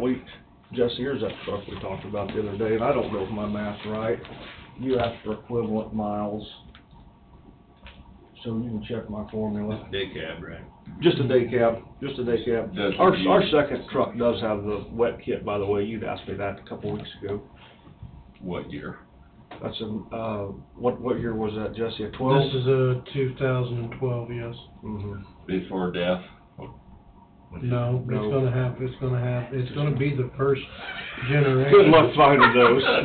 Well, I was hoping, I was sitting in the seat hoping. It's a Freightliner with a Detroit. It's got 14,500 engine hours on it. It's got equivalent to 870,000 miles as far as the average miles per hour, 60. And the truck has 349,561 miles on it. It is kind of a match to we have a Freightliner, our lowboy truck don't think it's got a Detroit, but they're about the same trucks. The transmission's the same? Is this a manual? Yes, it is, I think. Yep, manual. It doesn't say what it is. 13 speed. 13 speed. Not easy to find, are they? No. You cannot. And it could potentially be gone. Yeah, I don't it could know. be already. It was in Springfield. They wasn't gonna bring it from Springfield to Kansas City. There's a dealer in Kansas City. It'd be cheaper for them to bring it from Springfield to Coffee County, Kansas, and have you look at it. Probably would. Probably would, so. What's our vehicle worth as far as a trade-in or? I haven't even had it looked at. I mean, I'm kinda wondering as well as we did the last time we had that equipment auction, the online stuff, I wouldn't have heard. Or, you know, yeah. It worked pretty good. Something like that, they've been bringing a good price. Yeah. What year is that truck? The old one, the 97 Ford. See, that's before all the emissions. That truck's easily worked on. It's hard to give up that non-complicated emission. Well, it is. It's got enough computers on it that we're having some wiring issues. It won't start and stay running sometimes. It'll derate. Been to the shop and they can't figure out why it's derating. What motor's in that? Sorry, I don't have that with me. 97 Ford. I don't know what they put in. What if that was How many miles that truck driven a year? I'm sorry? Well, not enough, but a lot of that's due to undependability of it, so we'd like to get it going more. If it's not dependable, it really doesn't matter how many miles is on it. Right. That's the way I look at It's it. time to get rid of it. We've got the availability to get more use out of a truck in that, I've got one guy that runs a dump truck that would run it every day.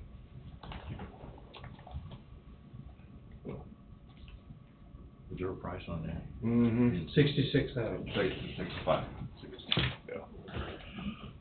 So I guess the best I can do is if they still have it, possibly look at it, if they're asking for a deposit and it's not out of this world, potentially doing something like that, or in the future, I wouldn't have. just so I can have time to, if that would buy me a week to get in front of you for approval. And if the deposit's refundable. Oh, absolutely.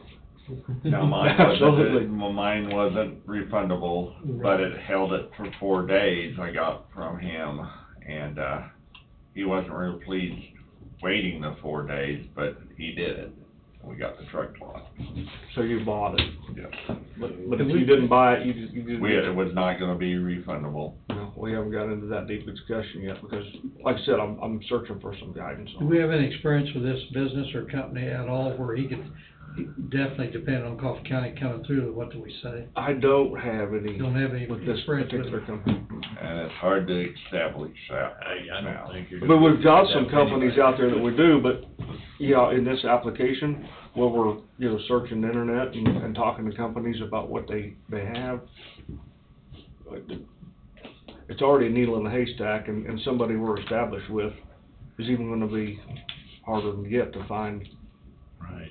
On a pickup, I was 2 hours on the phone, back and forth, and I lost the truck within 2 hours. That Dodge we bought to put the sign truck on, same thing happened. It was an ambulance company that had ordered it and declined it, and within 4 hours, they changed their mind, and we already said, no, we're interested. That's all we said, we was interested. Didn't have it even bought yet, so. Could we get it? Yes, sir. The bed's getting put on right now. Right. It was more than that truck right there. Mm-hmm. Yes, it was. Come to think about it, it was. But it was a new truck. It was, brand new, have some warranty, but. The pickup wasn't far from that. 75,000, so. We gotta do what we gotta do. I mean, I would say a person needs to, if it's available, make a trip. If you think it's everything it should be, see if they'd entertain a deposit, a refundable deposit. Mm-hmm. Bring it back to us. Go the next week. Mhm. I'd say that's probably the simplest. I mean, I know it's just odd. I mean, there's no black and white in the purchasing policy how to do it, so. I would say that if it's available and you go down and look at it, and if it's there, you drive the sucker home. Pay him to drive it home. Drive it home. Well, we can't necessarily do that. That's similar to the conversation we had about the Dodge pickup, because I come and talk to you guys about it, and then you said if you like it, get it. A little different situation though. I mean, with used, like, it's gonna have to be gone over pretty good. What's writing on the back of that paper? I don't see none of that. Well, probably some of my notes could be about something else. 140 gallon, 13 speed, DOT is drive 6x4, engine replacement 14. Rest of the specs. Oh, that's what I was missing. That's how come Jeff knew it was 13 speed. Well, I thought it could be some of my handwritten notes, could have been about something totally different. It was just a close piece of paper. All right, I'll keep moving, because I know I'm eating into a lot of time. So we had talked about it, possibly a different kind of attachment for our boom mower, and now Diamond has come out with an attachment that I feel like might meet our needs. It is a boom drum mulcher, rather than the cutting head we have now. I think everybody sees the benefit of what we're doing, other than the mess we're leaving, and the manpower's taking the cleanup behind us.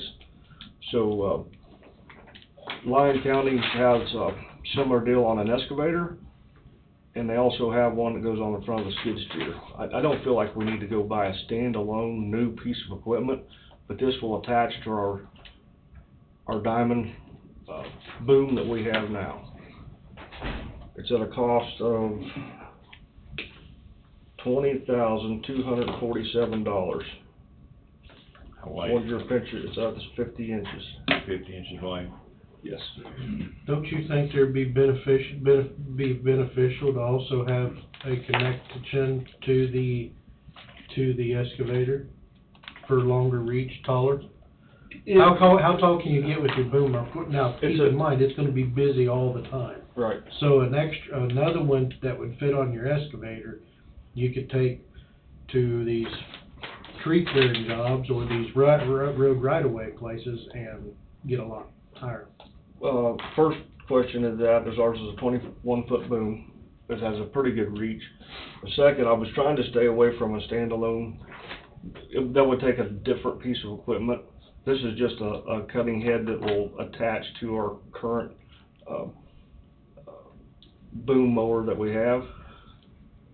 I have seen that thing that Lyon County has is an absolute treater. It's amazing what it does, but it's very expensive, and I would consider adding one to the fleet, but I think that would be something that I need to budget and research more. Well, I mean, that thing's gonna be busy going around doing its normal work. Where if you had one that could go in with the excavator on to a job, would have the availability to unhook a bucket and hook it up and go. Yeah. Don't you think it'd be quicker to do that, to go up and just rake the tree limbs? I mean, look nicer. This will mulch it, right? Yes. So you don't have to come back and clean it up. That's one of my biggest issues. One, you can just mulch it going in, and when you get it on the ground, just clean it up as you go. It'll look more like after the Highline cleaning crews have been through than what you see with us. So this is, go in, it's not. You can, or you can cut it off and get it on the ground. Will it stand up and Yes. do it sideways? Yeah. Yep. So. You've done quite a bit of brush cutback in Leroy the last year or two. And that's been one of the issues, is all the rain we had here 60 days ago, which is not a problem now, but a lot of waters, ditches are being plugged. Yep. From the brush. Yep. I've had a couple guys that's, asked me about our follow-up cleanup with this, you wouldn't have to worry about it. That's right. Because I've seen, they're clearing all the roadway or the Highlines going east out of Leroy now with one of those deals. Yeah. Well, there ain't nothing left above that dirt, hardly. Right. Now, that's not saying a heavy rain wouldn't bunch stuff. Oh, it could, just like I corn. think you still got an issue with like bunching. corn stalk and bean stalk. I mean, it'd be the same way, but you're right. I mean, and we've seen we've got a lot of great feedback on what we're doing. We've also got a lot of negative on what's kind of left behind. The biggest negative is it just looks like you went and shredded it. What's left But behind. A year later, that negative. No, is you're right. I've seen a lot of stuff that when we started a year ago, that it grew back and looks good. But that's more considered a pruning versus shredding. Yeah. Well, the benefits there, just the man hours and labor it takes to clean up afterwards. And then, like you said, we've still got, Ryan identified 30-some piles that we haven't got burnt yet from cleaning up this winter and spring behind it. So if you'd entertain the thought of getting this and trying it, I did bring a motion if it's something you guys would consider a benefit to us. How do you clean the ditches up after you shred it? By hand. By hand. Mostly. Because a lot of places, that's the only way you can do it. Mostly. Mm-hmm. It's gonna save an awful lot of manpower. Yeah, it is. And that was, I won't say a benefit to it being rainy, but I had a crew that should have been on the asphalt roads we had to find stuff to do. There was a lot of hand work. Not always gonna have that option to have all that manpower to do it. So. That crew that's going east of Leroy now, they've also got a boom. I don't know how far it reached quite a ways. A lot of the trees are in the fence rows itself, barbed wire fencing, and they've probably got a 4 to 30 inch blade. I've seen and they're those. reaching above and cutting everything off 6 feet above the ground. Yeah, I've seen those. That's Is slick. that something that needs to be a project with this, two of them working jointly? 'Cause that's the way they're doing it.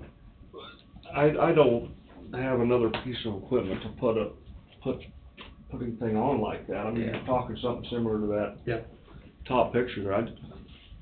I mean, I would love to entertain Jesse's idea and maybe look at that budget-wise and see and, bringing back more information for that. It's just on boom mower on a tractor.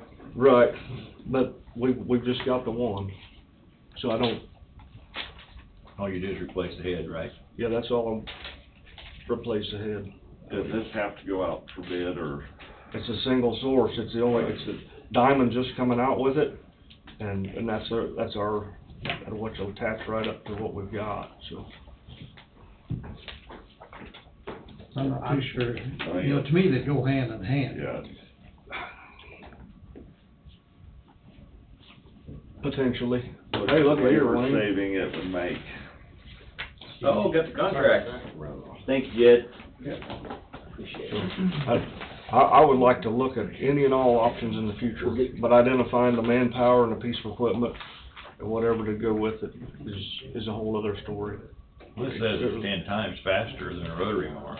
Well, it does. I mean, even if that's the case, you're gonna cover more ground in less man hours anyway. Yeah, yeah. Do you have the motion made up? I do, if somebody would be interested in it. Evidently Tim is.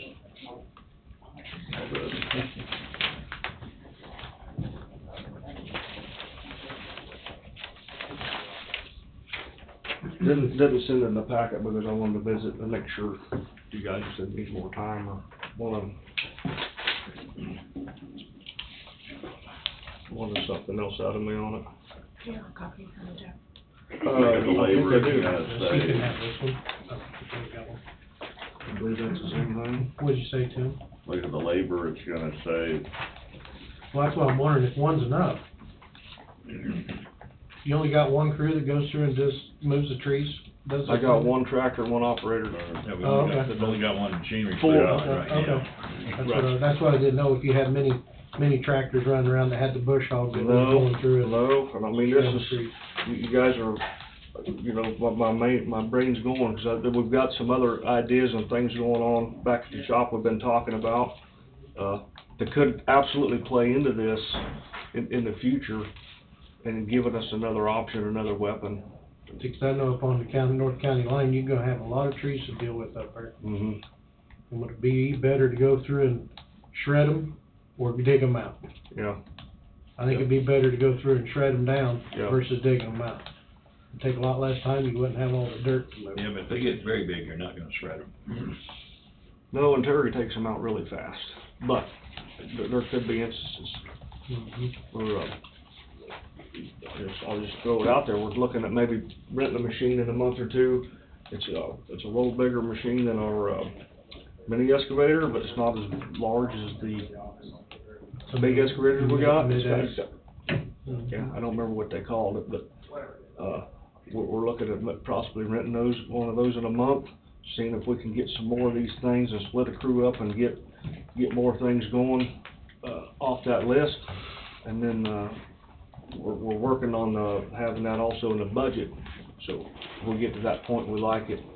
And it could potentially handle one of those things, or we could bring demonstrators in at that point and have them demonstrate different sizes, different machines.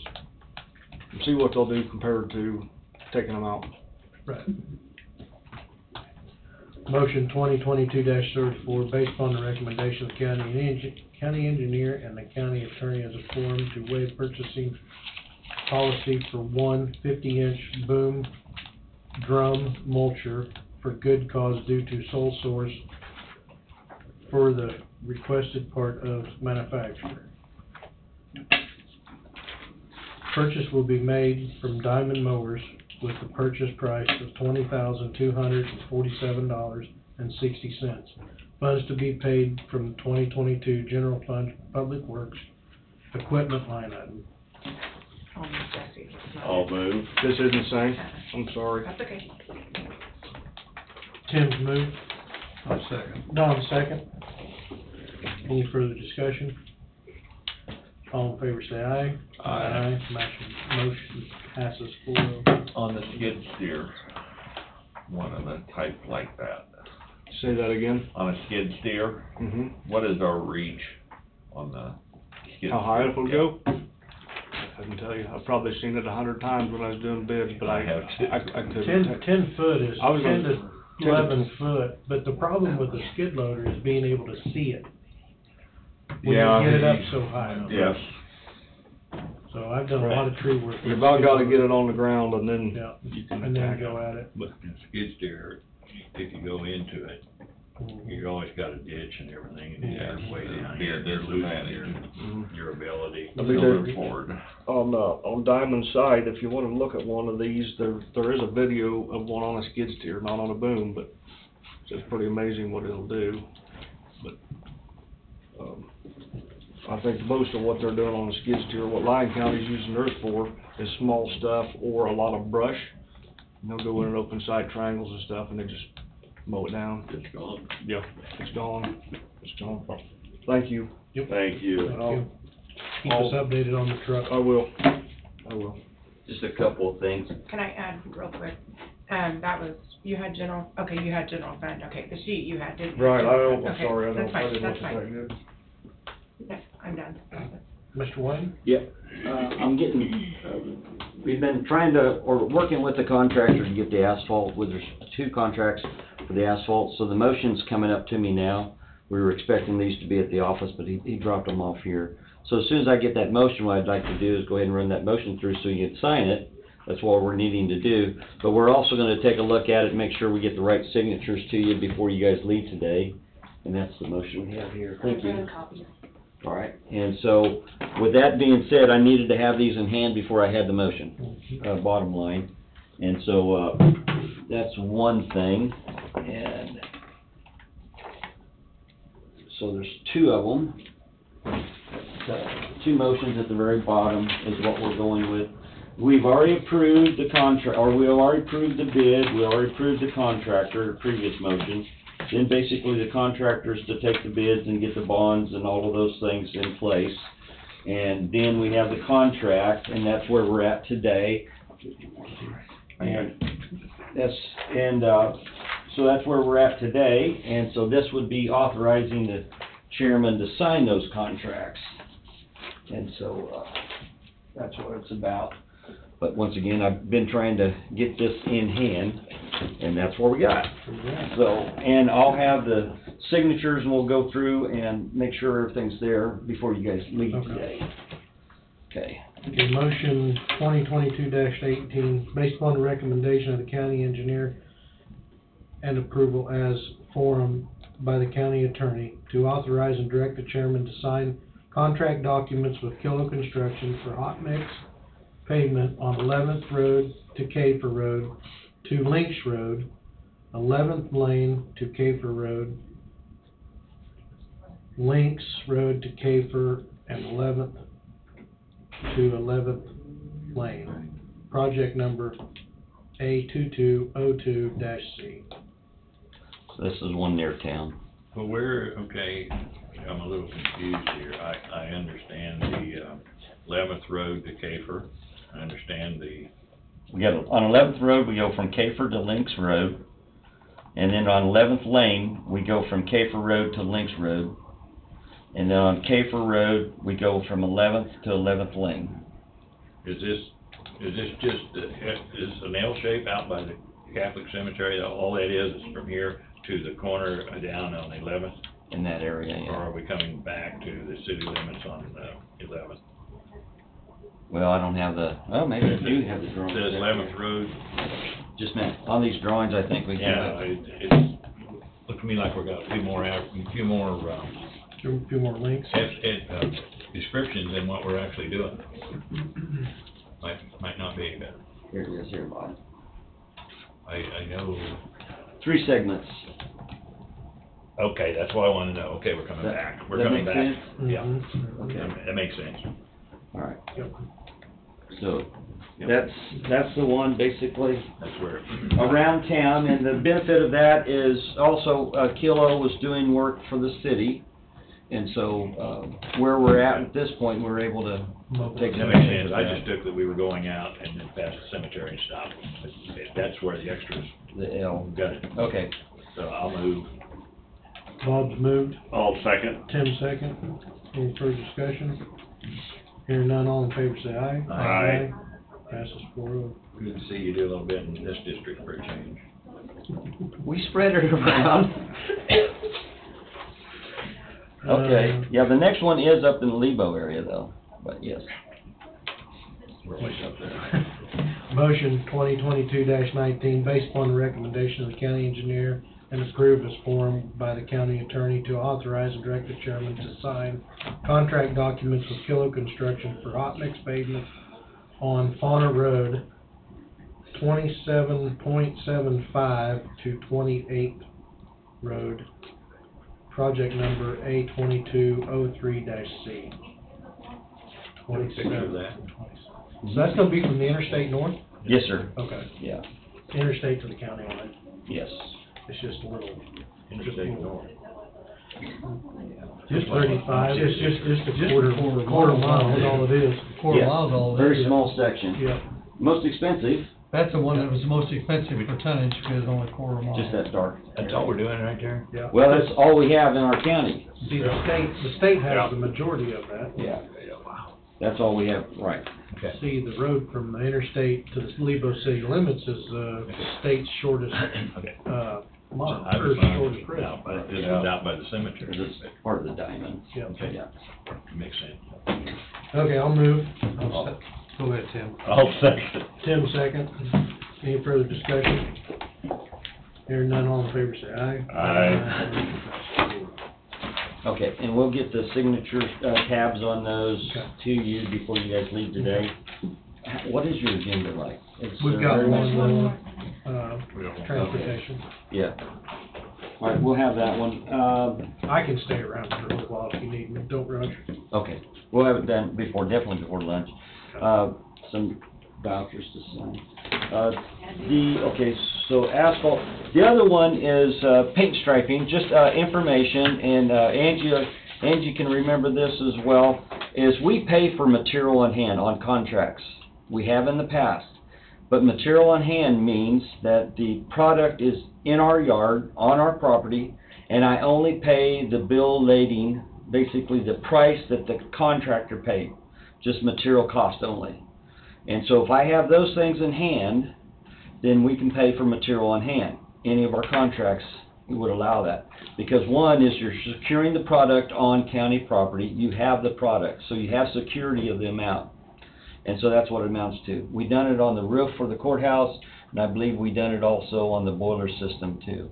And so all of that was done for material on hand. So just FYI, they're asking for this because of the cost of the paint. They're needing to buy it now because the numbers continue to go. And so even though we'll see them sometime September, October, need to have that paint, and actually that paint is already here. It's already sitting in our yard. But that's gonna be coming up, and once I get those documents, it won't necessarily be a motion, I don't believe. I'll double check, but I don't believe it is. I think it's just let you know that we have this price. Basically, you have a year in advance in-house. Would that be safe? We have for the striping contract that we already have in place, it would be for that product, that paint, for that contract. That's the only thing I can pay for material on hand. Yeah. So we've already entered into a contract for them to apply it and pay for material. So all we're gonna do is be paying for material. The application part of it is still part of the contract. Okay. He still has his performance bond, his statutory bond, his obligation to do all of this, but he hasn't done it yet as far as applying it. But for the material, we would have that. You already have it paid. Yeah. So, Sitting in hand. 3 or 4 months in advance. Yeah, well, that's why I didn't know if it's gonna be a shortage enough, because you do X amount of miles every year. yeah. I mean, it's pretty much a standard. If the person can buy it, but I don't know how long it'd sit. But It has a shelf life. that's a different thing. I would have to, that type of contract, I'd have to buy the other material and all of that, but we can do it on this contract that we already currently have in place. So, information there. The other one is tradesmen. I don't recall exactly when we've asked for it, but it's been a couple months ago that we asked to fill a tradesman position. We already went through the interview process, initially. or we had applications, we went one round onto it. We did not find, where we'd wanna fill that position, at that first, so we're gonna go back out again. So this is just a heads up, we'll be advertising outside for a tradesman, one that we've already visited with before. And then that, once that comes in, we talked about it, this is, Bob asked, is if and when, if we are able to find somebody that we would make that offer to, I just give you a heads up as far as the name that we're looking for, and give that to Andrea or something. But, you know, also too, that's all part of, once we make that offer, we still have to clear, drug test and physical and all those things, before I bring it to you for a CP2. So, but I just wanted to give you a heads up on the tradesman. All right, I'll get these contracts back to you, shortly, Andrea, and get going with that. Other than that, I believe that's it, unless I missed something. Yeah? Okay. Good to go? Hey, will you take Jeff with you? He keeps me straight. Keeps me going. Carry So. that box. I'll let him carry the paper clip and the... Look at that. This hand is full. No doubt. All right. See you guys. Thank you. Karen, you're on deck. Public transportation. Morning, Terry. Good morning, how are you guys? Good. Good. Did you guys get a copy of my budget? We want to check the box. Did you send me copies? Yeah, I didn't. Okay. Sorry. No, that's okay. I think, last year I made copies and brought them in, and Sherry had them in your thing, so I was not wasting paper this We year. can wait, we can wait a few minutes and do it. Well, she's making copies, I just want to say thank you again for the support on the building. It is so nice to be able to close my door and have meetings when I need to, and I saw one of your vehicles here in another community here from me. It was sitting in front of a smoke shop. We don't help people just to get smokes, do we? No, usually when they go in Emporia, usually they're up there for a medical appointment, or sometimes they'll go to like Walmart or something, and then they'll go to the smoke shop is often one of there's just a couple of them that go to the smoke shop. Go for medical reasons and stop the smoke Yeah. shop. That's what I was figured it probably was. It made my wife. Yes. Probably came up here for a medical deal now. Yeah. At least it wasn't in front of the beer joint. No wonder they keep coming back for That is medical true. reasons. Yes. Although, we recently found out that, so we've never had people request to go to the casino before. And, in the last probably 6 months, we've had several requests. And so my gut instinct was, that is such a waste of our taxpayer dollars. But on the flip side of that, I was pretty sure what I was going to get told by KDOT, but I did run it by them. We cannot tell them they can't go there if we take, if that's in our service area anyway. So I actually can't say we can't take you to the casino. We can't deny them to go to the liquor store or the smoke shack. How many numbers, is there say maybe 10? They are going to the casino? Yeah. 4 right now. And so what I've been trying to do is coordinate them together. I kind of have their schedule figured out of when they want to go. And so when they call, I just pretty much say, this is the day I have available. And then I let the other people know, this is the day we're going. And so we try to coordinate them together. So we're not, because there for a while, we were going almost weekly because they were all going staggering. And so I was like, okay, I'm not doing this. We got to combine these together. So, Fuel's costing too much for. Oh my gosh, it's crazy the fuel is, so. All right, so. Does the rec center provide occasional trips to the casino? That's what I was thinking. They used to, but I don't know if they still do. I don't either. I think some of their activities have changed, so I don't know if it's still on the list. Yeah, I don't know if it is or not, so. I talked to Jeff there for several months, so. Yeah, so I don't know if they still go there or not, but, they did used to. Total different deal. Yeah. This is. Yeah. our man. All right, so, so I have, I'm presenting my budget to you guys for the next, for 2023. And I did increase, the county portion by 10%. So it went from $228,000 to $250,000. that I'm asking from you guys for the matching share. The biggest share of that increase is fuel, and vehicle repairs.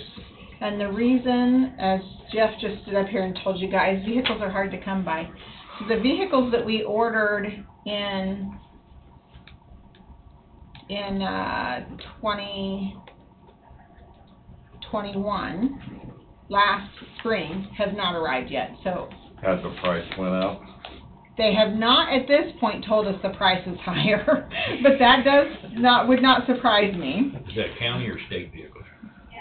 State. State. So, and then the vehicles that I requested to replace on this year's budget, we haven't even ordered yet.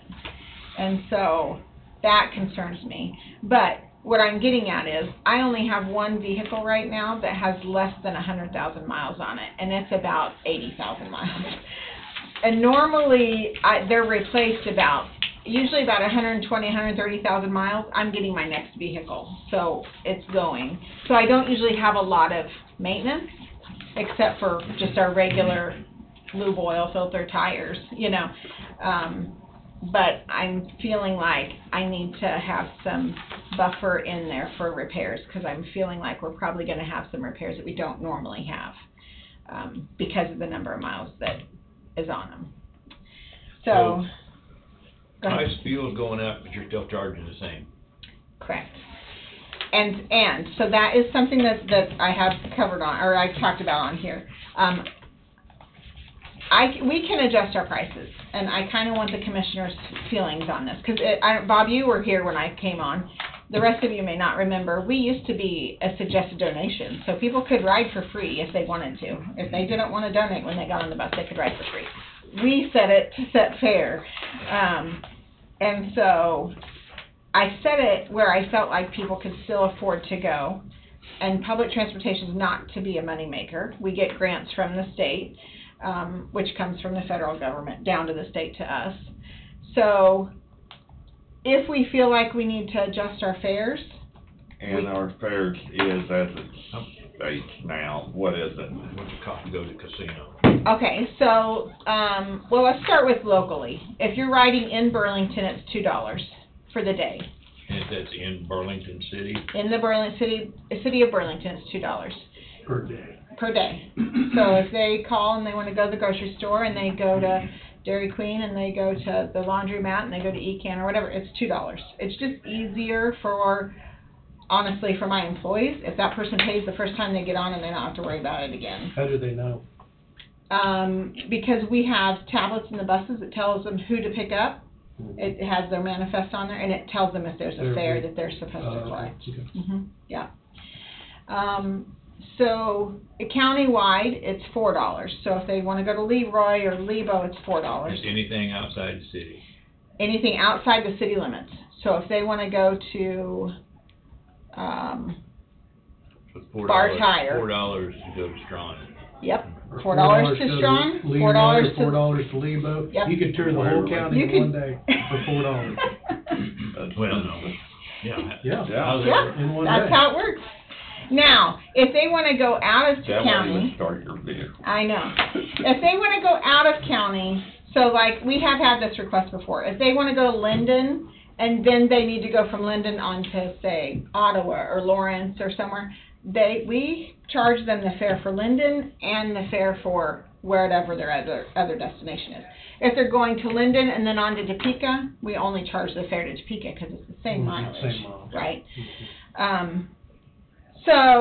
What's that for? Topeka's 20. What's Emporia? Emporia's 15. Emporia, Ottawa, 45 miles is 15. So Emporia, Ottawa, Iola is 15. Topeka's 20. So if I went to Emporia, go to move right now, it's cheaper to hire you to haul me up Yes, there. it is, than to take Than than it is to to drive drive. yourself. Mhm. Yes, yes. And you will sit up, then your employee sets up there and waits till the move is over Yep. And brings you back. and brings you back. Yeah. So you're paying your employee all that time, right? Correct. And plus the vehicles running, because they wanna stay cold, or they wanna stay. No, cool. they can't do that. They're to find some place inside to go sit. They're not to sit in the bus and wait for the client. Don't They, just pay them to go to the movie. we don't pay them to go to the movie, but they technically could, I suppose, as long as they'll answer the phone if we call them. Say, I need you to go get so-and-so. Let's just say I go to Mhm. an hour and a half movie. Mhm. How much, what's that cost? Say, let's just say, what's that cost to do that? So your two What total of 2 my hours. cost I got are. $15, I got $15 going up. And you've got $15 in wages an hour, 15 an hour, so have you gotten? And $30. 30. no, it's gonna cost more than that because You got 30 minutes up, an hour and a half movie, that's. and 30 minutes back, so that's Okay. 2.5 Oh, hours that's you're paying 2.5 them. Yep. At what rate? 15. At 15. Mhm. So, that's, Yeah. Yeah. Yeah. Just figure $40. I think you need to, Yeah. somewhere we can't just keep doing that. Yes. I mean, I understand it is a courtesy to the residents of Coffee County. Yeah. Everybody understands that everything's going up. and That they've is gotta- true. They've gotta remember that the situation that the US, that we're in right now. Right. Everything's going up. Yes, it is. And Everything we've is up had there. several of our regular clients say, when are you going to raise your prices, you know? So, we have more people that ride it out of necessity than because it's cheaper. So we have our dialysis clients. They go 3 days a week to Emporia or Ottawa, you know? So we gotta think, we charge them, they're half price, because all of them are over 60. So if you are, Well, if you're over 60. if you're over 60, if you are low income or disabled, it's half price. Okay, so they're actually only paying $7.50 a day, but that's $45 or $47.50, right? $37.50, sorry, $37.50 a week that they're paying to go do something that's life-saving that they need. Mhm. And I can't say medical is this much, shopping, movies. You can't. I cannot discriminate because of ADA. I cannot discriminate. This need costs this much and this need costs this much. They won't let me do that either. You know, we know costs are going up, we know inflation, but their disposable income is less. I know. They I got know. less income Yeah. to pay. Because they're paying So more it's for kind of, everything so else. it's kind of a double-edged sword. It is. Like your It is. reimbursements down here, how much of that is grant money and how much of it is funds being paid in by your users? On this page here, it's all totally broke down. So We don't have that. If- page. Well, we have it. Okay. It's in black and white. In the first column under 2021 actual, if you go clear down to the bottom box, basically, it says passenger fares and donations was just shy of 43,000 in 2021. And remember that was a low year because of COVID, a low year for rides. Also, with COVID, we tried to limit putting passengers together in close proximity on the buses. We're past that. We are putting, last week we had a bus that went to Topeka and it had 6 clients on it, you know, so that helps. And then if you go down there, That was $15 a piece then, right? A person. yes, So if you can fill your vehicle, you're better off. You're a lot better off. Yes, Okay. yes. Another example is today I had 2 different clients going to Lawrence today, so if your appointments are within an hour and a half of each other, I'm gonna put you together. Yeah. If my bus is gonna meet coming and going, that's just done. What is your average fuel mileage on that bus? On the white bus or the transits? Now, are these diesel or gas? They're all gas. They're all gas. The white buses get about 8 to 9 miles to the gallon. The minivans get about 20 to 22, and the transits get about 15. So let's get this straight. If you're taking me to the VA, Topeka, and you're taking Tim to the casino, now do I have to ride up the casino with you? If you take us both same day, how's that gonna work? No, I would really have to consider that one because of the distance between the VA and the casino. See, so I have had it happen before where one bus has taken somebody to the casino and actually dropped them off, came back to Topeka and picked up another client that lives in Gridley that goes up there and sees her daughter, picked her up and brought her home, and then somebody else had a medical appointment in the afternoon, so they dropped them off at the medical appointment in Topeka, ran on up, got the people from the casino, came back and picked them up for the medical appointment and came back. It's all about what. That time worked out perfect. Now, there are times when I try to do stuff like that, it doesn't work out quite so well. And then I hear somebody kind of grumble at me because they had to sit for very long, but Here's the deal. It doesn't matter if they grumble or not. Yeah. This is a courtesy. It's from a the courtesy, county. yeah. So we're gonna make it on our schedule or your schedule, Yeah, and they're gonna have to adapt to it. yeah, Or yeah. they're gonna pay 5 times as much as what they're paying. Right, exactly. That's the way I feel about Exactly, it. yeah. And we have a lot of people that contact us that want to go to the airport after hours or weekends, or want us to take a bus to the Royals or something. And I'm sorry, I can't do that. This is our fares and these are our hours, and it's got to work within those. So anyway. Your 23 budget under personnel costs up 10%. Is that in retaining more employees, or is your needs picking up to where they're gonna need more employee hours? No, I can't really do more of either one of those. I have 12 drivers already, and we run 8 routes. I see you got 12. Yeah, I have 12 drivers, and we run 8 routes, and most of my drivers work 32 hours a week, and so I can't really do either one with increasing either one of those, and I don't feel the need to, but I do feel like $15 an hour now is not what it was 2 or 3 years ago when we set it, and so I feel like that needs to increase.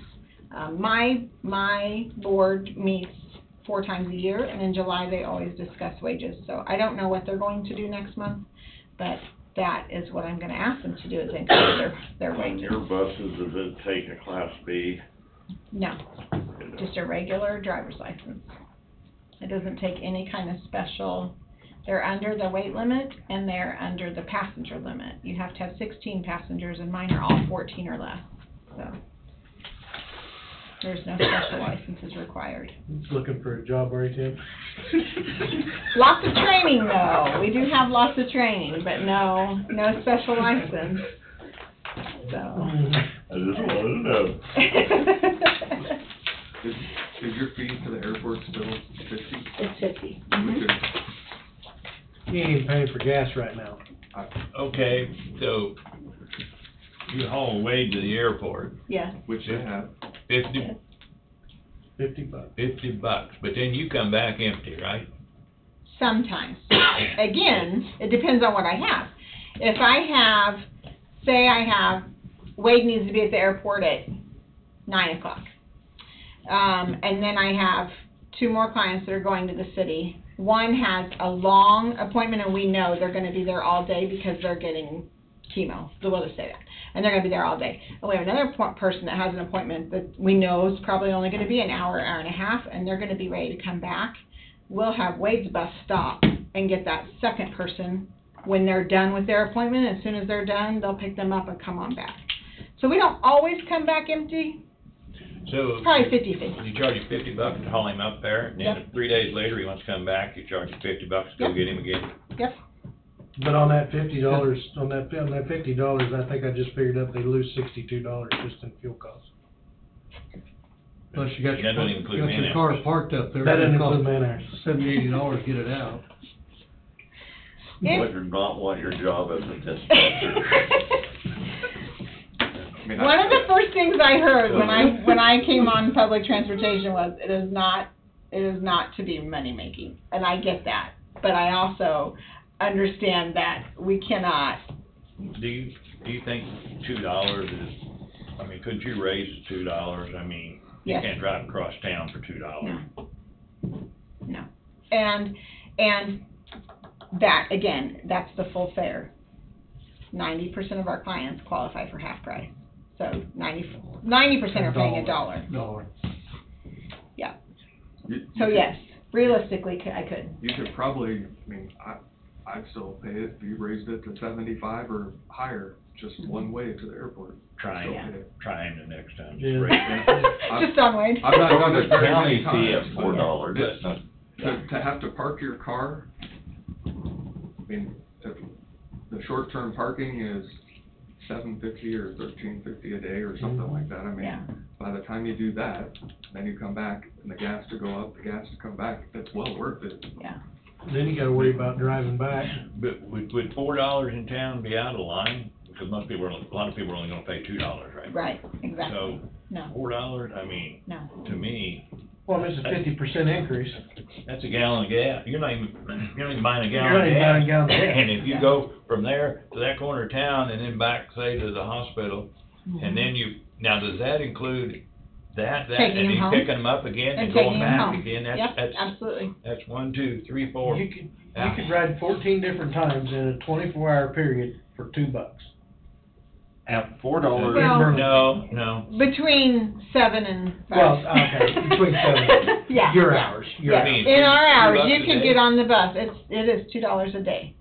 It is $2 a day. So on a Monday, Per pickup. for Yeah. $4, I could leave my house I know it'd be pretty. on your bus, Yeah. get to the commissioner's Yep. meeting, and then go back Yes. for $4. Are you over 60? No. No. No. about- Then yes, $4. Well, is $2, I mean, would Yeah. $4 per pickup be Monday. too much? I That's would- $2, I mean, I realize, yeah, you take them home, you take them to the grocery store and you take them back home. That's a pickup. Yeah. But then later they wanna go to the swimming pool, then that's another pickup in my opinion.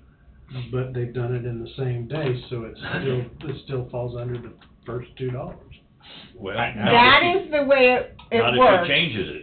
That's the way Not we if- could change it. Not if to. it's changed. That is I would correct. say per pickup, per drop-off, you could do a $2 or a $4. I can't even drive my Cavalier from my house to here. Yeah. So, I mean, there's so much to think about when you start thinking about doing this.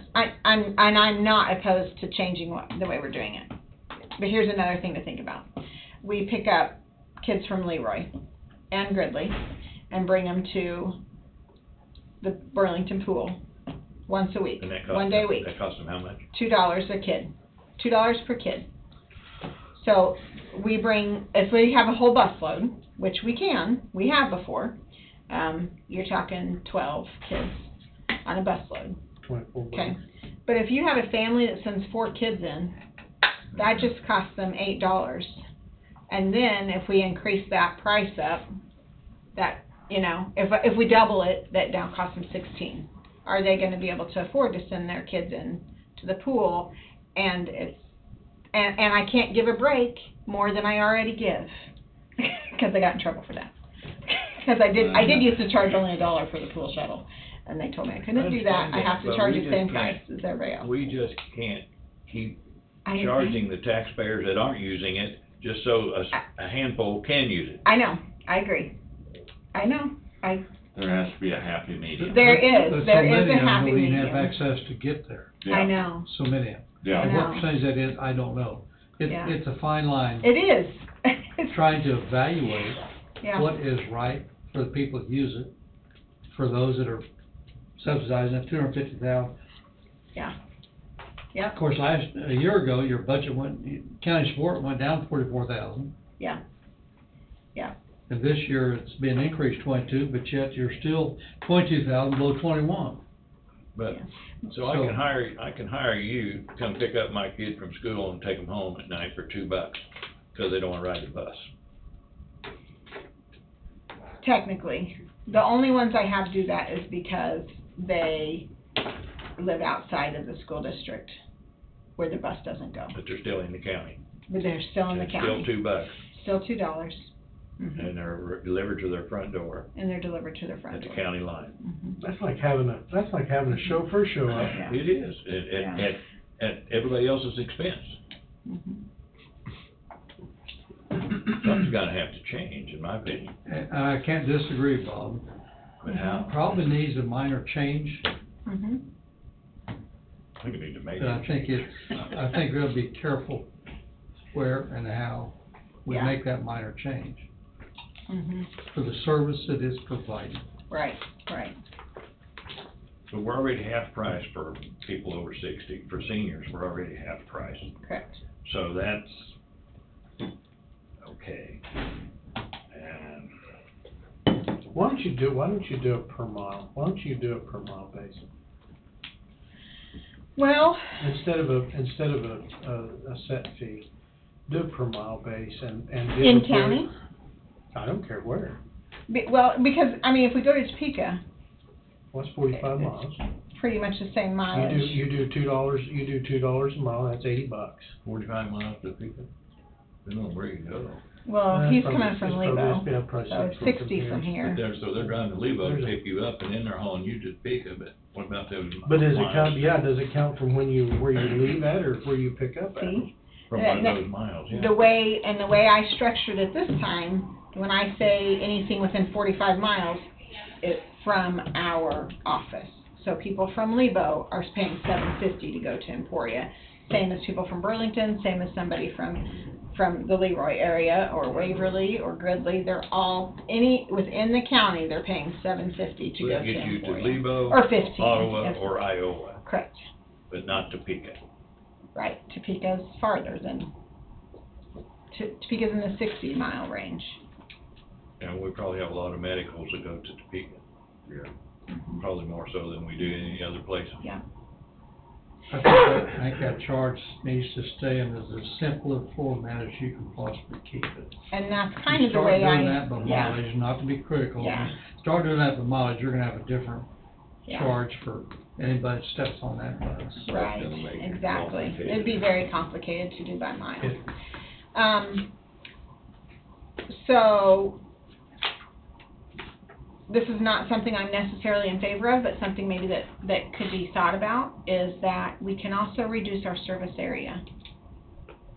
So, if we said Shawnee County, you know what I'm saying? And we, right now, if we can get there and back the same day and they can have their appointment, we'll take them. So we have actually gone to Salina, dropped somebody off and drove back, okay? But we could reduce that, That was a moneymaker, wasn't it? right? I can't remember what Salina is off the top of my head, probably 60, Salina? $60. That's 180 Fair-wise. miles out there. I'm gonna say 180 miles, so you're 180 from Leroy. you're talking 360 miles round trip for $60. That's not quite, that doesn't pan out when fuel's cheap. So, But that $2 gas will make some difference. but Right. We're in a different ballgame here for a while. right. So, I mean, we could consider reducing our service area and say, no, we'll only travel, but what do we do with the airport? Look, you have, I mean, I wouldn't even use that as, that's a bad example. I know, well, But- but even medical, Yeah, medical, if you, Medical, yeah, you can yeah, if we only say we're gonna go an hour around, we've now cut out Wichita. We have quite a few medicals that go to Wichita. That's about the only thing we go to Wichita for is medical. Very few people fly in and out of Wichita, but there are a few. So if we reduce our area that we serve, That's gonna cut out your that's gonna cut out your service. right, it's gonna cut out people that need It's gonna it. drop your totals. Yeah. It's gonna drop your expense too. Right. So, not necessarily saying that's a good option either. But in reality, if a person can afford to get on an airplane, they ought to be able to afford to drive. So I'm not picking on Wade, but that's an example. But if you're going to that same place in Kansas City almost for a medical reason, that's a whole different ballgame. Mm-hmm. Maybe we need to cut out some of the lubricant services. Maybe we shouldn't be going to the casinos. But I can't say, if I can cut out the casino if we shorten our distance. Yeah, but But if if you it's an- if shorten it's an- that distance, then you shorten Your Kansas City distance. Exactly. the Kansas City distance. Right. So our casino people are going to Prairie Band, and there is a medical facility that's north of Prairie Band on up into Holton, but it's connected with them. And we do have a client that we take there. So if we cut out, if we say we're not going past Shawnee County, that client's having to find another way. And she doesn't drive, and she is elderly. And so, and I don't know her well enough to know if she has any family around, but how does she get to her medical appointment up there? You see the situation I'm in? It's a So really, double-edged I think sword.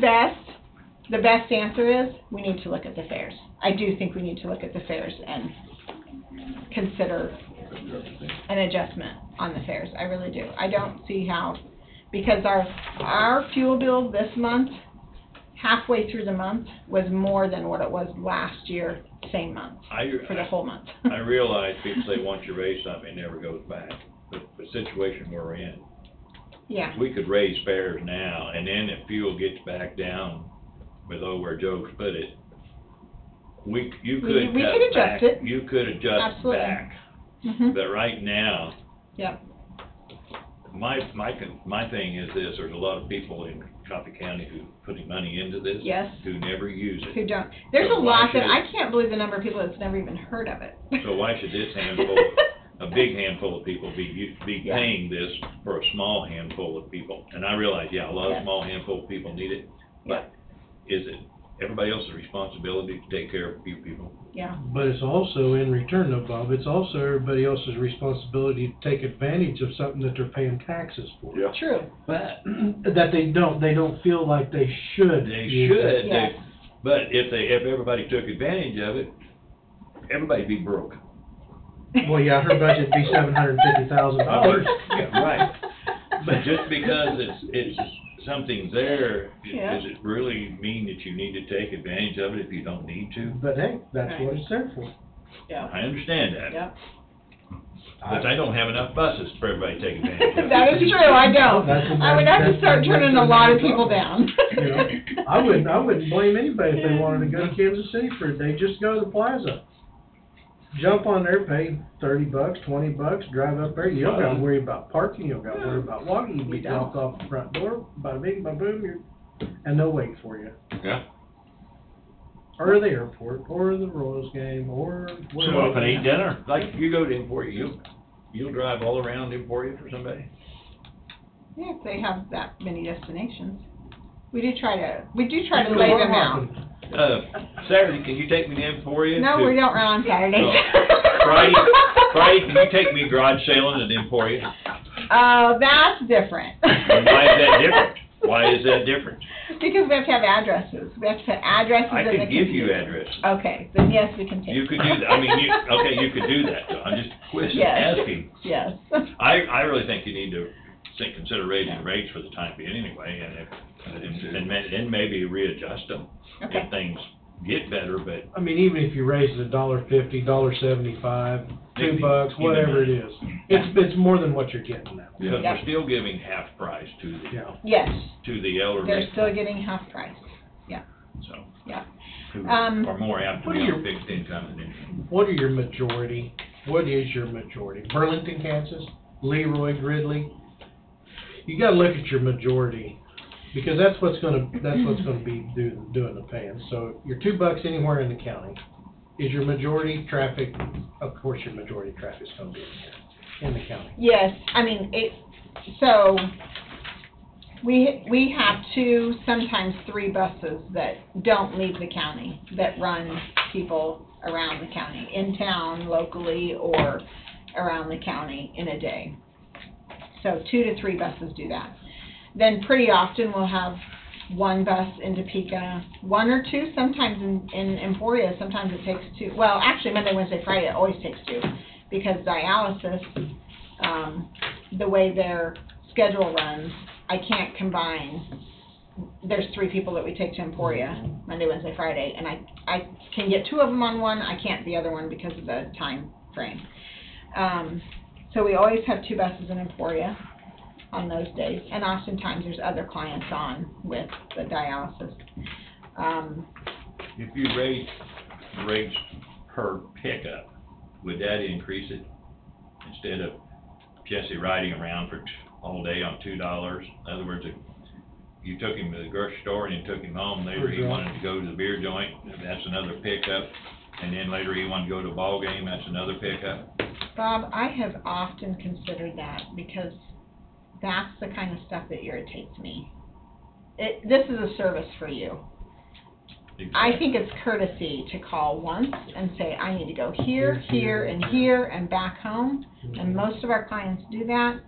But we have a few that will call in the morning to go to Pete's, and then they'll call at noon to go to Casey's, and then they'll call in the afternoon to go to the liquor store, and then that irritates me. So I've really considered that one, and I would be all on board for that. It would stop some of that. It's a whole nother trip. We've taken you home, we're coming back to pick you up. You're It's a whole going out nother once trip. a day. You're picking, Right, yeah. Yeah, you've rode your limit today, sorry. That's an increase you can justify without a problem. I can Right. justify that pretty easily. Even if we raise rates, that's still, to me, is Yeah. something you need to change. Yes, yeah.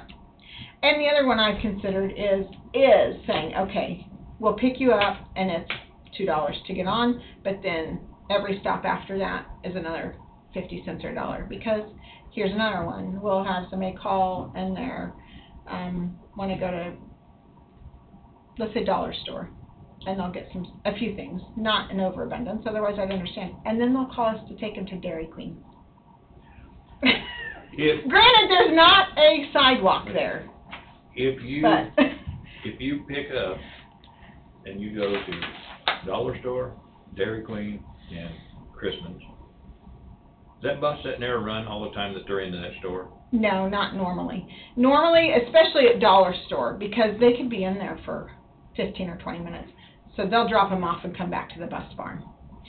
If they are in and out at, like, say, Dairy Queen, they called their order in and it's ready, because we do have a couple that do that. They'll tell us, this is my order that I need to go in, and they will have their order already called in to Dairy Queen. We'll wait for them there while they go in and get their order and come back out. We don't go through the drive-through. That'd be fun. Yeah, and then at Christmas, if they're going in to get one item and coming right back out, it would cost more gas for them to drive back to my office, right? So they'll just wait there. Okay, but when they're waiting, like in weather like this, is that bus sitting there running to keep it cool for the client, for the customer? They shouldn't be. They should not be. They should not be, but it probably makes just as much sense if they're going in for 5 minutes and coming back out to leave the bus run for 5 minutes. But It'll never get cool. You know, it looks to me like, Carol, maybe it needs to be critiqued a little bit. No, I agree. In two or three different places. Yep. But if you do that, you come back next year, your budget request will be the same as what it's been. Yeah. You're not gonna increase your income that much, in my opinion. Yeah. You know, you increase $1 here, or 50 cents there. Yeah. Your budget request is gonna be very similar, if no change, or maybe more. Right. And right now, you're less than what you were 2 years ago in your request. I don't think you've got enough money figured in for your fuel increase. No. Well, and You're gonna see a 50% increase in fuel. so, On your future capital expenditures for vehicles, yeah, that's probably not anywhere close either. That's what it was the past grant cycle, so that's what I went with, but I'm sure it's not close. So if you guys look under the carryover on this one, the carryover in 2021 was $334,000, and this year was $503,000. A lot of that was what hadn't been paid yet for the building, so it's not quite that high now. But I do have some carryover, so that gives me a little bit of a buffer if fuel prices are a lot higher than what I've got budgeted.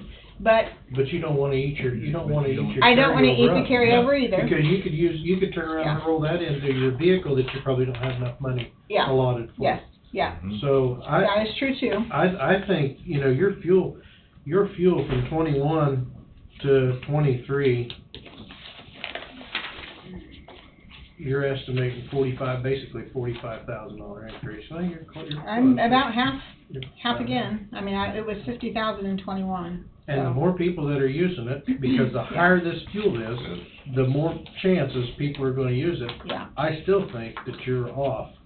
But the more people use it, the more miles you're gonna go, Yeah. and the more fuel you're gonna use. Mhm. Which more you're not gonna make up for it. Mhm. Yeah. Is your transportation picked up to pre-COVID level? It did this past month. It did this past Mhm. month? This past month, we had, about 1,800 rides. Your carryover in 21 is 334, carryover in 22 is gonna be 503. Is that 334 into that 503, or is that Yes, just an yes. increase of 170? Yeah, it was just an increase of 170, and I'm gonna say there was probably another, I don't have the number right off the top of my head, but I'm gonna say about 220,000 more that was paid on the building after the beginning of this year, so. Is your driver sitting outside waiting for you to get back on the bus? No, I drove my own car here, Bob. Okay, I'm just curious. That is actually also against the rules. I cannot use it to run. I can't use public transportation to run public transportation. Your Aaron? maintenance and your repairs and maintenance, that's got your tires and everything, right? Yes, that is all of that. And again, I increased that because I am concerned about additional maintenance that we may end up needing. I mean, our vehicles are very well taken care of. If you've never seen them, I encourage you to come by sometime. And so we have the oil changed every 5,000 miles. The tires, we get rotated every 6,000 miles. I mean, it's just, that's how it's done. It just runs like clockwork. We are all in sync on when it gets done and how it gets done and where it gets done. And so,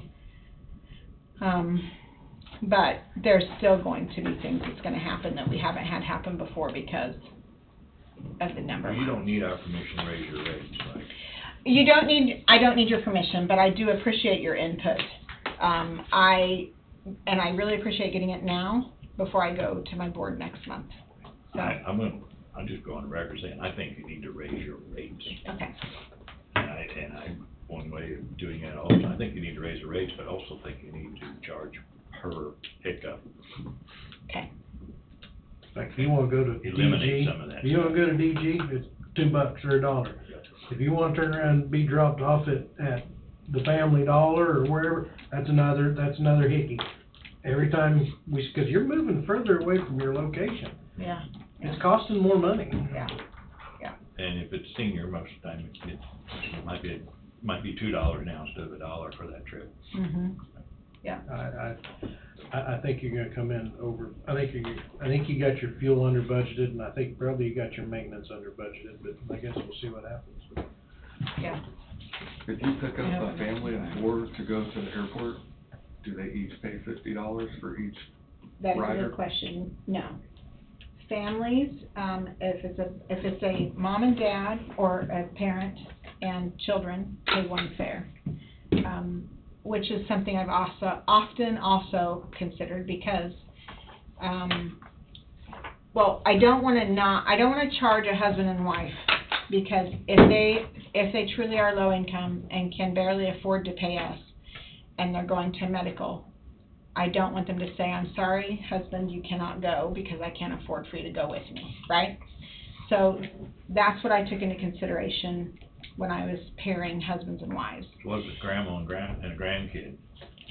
I still only charge for the adult, and the kids ride for free with the adults. However, when we have school children and they're in the same family, each child pays. So I have a situation now where we have the Gridley pool shuttle and the Leroy one. Well, if a parent rides on the pool shuttle, everybody pays $2. If a parent calls and says, I need you to come pick up me and my children to take to the pool, it's only $2 for the family. But on the pool shuttle, everybody pays $2. So that's a very good question, Wade. I haven't figured out how to cross that. So if you have a husband and wife going to the airport, and it's then $50 for total. Yep. Would you not consider, like, Why don't you do half price? well, $80 for the first, and then 50 for the second, and then the kids ride free or something like that, because you, Yeah, that's good though. so your first person is 80. Yeah. If they have somebody with them, then it's, if they're an adult, it's 50, and every adult is 50, but if they have kids, then it's 80 and 50 for 130, and they can have 6 kids. Yeah. But to just charge 50, and I think it's an incredible asset. The thing you didn't mention is your employees are also, I mean, they're great. The one, I've ridden twice. And they're very safe drivers, they're very competent, they will talk to you, and, you know, you've got, I've been impressed with the people who I've ridden with. Thank you, I appreciate that. But to the airport, I'm just talking about the Yeah, airport, yeah. I think you should be charging more, 80, I'd pay 80. Okay. I'd pay more than 80, but 80, then the next person is 50. I mean, and as Bob or somebody said, if you're going to the airport, you should be able to handle that. Plus you're paying to park your own car there per day. So, Yeah. let me get this straight. For $2, I pay $2, I can pick up my 11 grandkids and just have you just give us a tour of the whole county for a day. They all have to be at your place when I pick you up. That is the cheapest entertainment anybody could get. Maybe for the driver. Really? All day, I can take them to every town in the county for my $2. You could. $1, because I'm over 60. You're over 60. No, you're $2, you're going to the county, and the county's $4, so you would pay Okay, so I'm paying $2, but but I'll take all these kids with me. Yes, you can. As long as they're all under 18. That, You have to pay for Eli. you didn't say that, but I mean, that's why you're losing money. I know, but it's just so hard to look at the people that need it. I know, that's the key. You can't do something that punishes the people who really need it. Who really need it. And 90% of them do need it. Yes. I would say. Yes. 90% of them do, so, you know, what Bob's talking about, and I understand where he's coming from, but that's less than that'd be less than 1% of your clientele. Yeah. But I really do think there are places that we can I think you need to make change some the fare adjustments, rates. critique it a little bit. Yeah, yeah. And do that for a year and come back next year and see what we're looking Yeah. Mhm. Would you guys like me to report back to you after the board meeting next month? I would like to hear I would what like they to hear have what to they say. have to say. I really would. All right, I And then will, we can get it out to everybody too, Yeah. when you come here Yeah. and report it. okay, I can, I'll get back on the minutes, that'd be or great. agenda, yeah.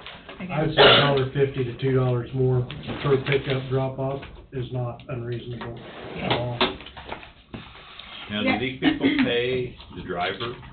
Yes, But you have a box on each. They Yeah. bought boxes. Yeah. Mhm. Yeah. So, just real quick, something that's interesting to me is that I've talked to agencies across the state. Obviously, I've been doing this for 10 years, so, some agencies do that charge, like one fare to get on and then a quarter for every pickup after that, an additional fare. But there are a lot of the bigger agencies, like, Topeka Metro is not doing it, but, what's the Kansas City one called? I'm not sure about Lawrence. Anyway, they're going fare free, totally. I don't know how you do that. Well, Sock it to the taxpayer. Yes, you'd the have to, taxpayers are you'd paying for have it, to. and it's going to cut. It's all about the green plan. Yeah, Mhm.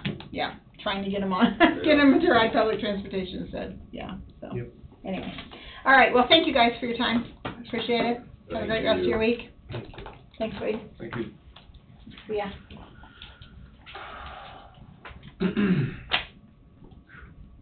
It's interesting. Wow. My head just went.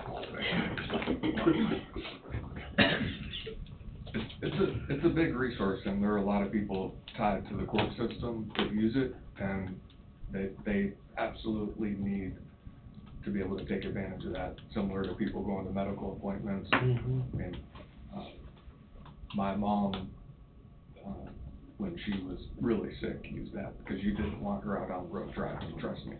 She would try, and it would not be good. So you want people to take advantage of that, but there does have to be, I mean, for those who are able, such as myself, and the times I've gotten a ride, I had to drive back from whatever location I was going from. It was an advantage to me because I didn't have to find a ride to drop me off at the airport, which I guess I could, but I knew that was available and someone told me to take advantage of it. But for $50, I mean, I didn't feel right doing that, but I had to get to the airport. So raise that price, in my opinion. If you're gonna go to the airport. I'm sorry? And you still have to get to the airport. Sure. Even if the rate's price. Exactly.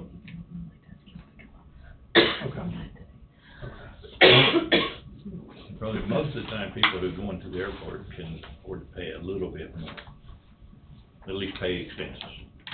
Or they go park and Or figure they it go out. park, yeah, and then they can figure it out real quick.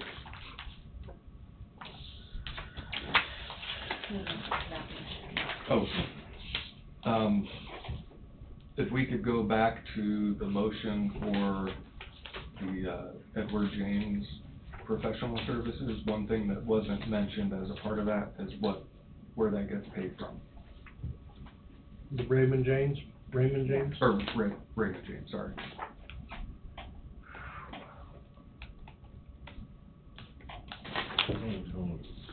It should just be the general? It shouldn't be community.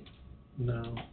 So all the fees for everything else tied to the architect, where does that come from? Is that courthouse general? I don't know. That only gets paid if, Sure. But we still gotta figure out where it's gonna Still come gotta from, designate if it gets paid. Because if not, then somebody's gonna come back and look to see where it gets paid from, and then you'll be dealing with this To a me, year from now. to me, all those need to come out of the same category, Wherever, same line wherever item. it was paid for from the other. And I don't know where we pulled it from before. For Goldberg, Yeah. Mhm. Andy, that says Andy. Yeah, he's come to me, but, I don't know why.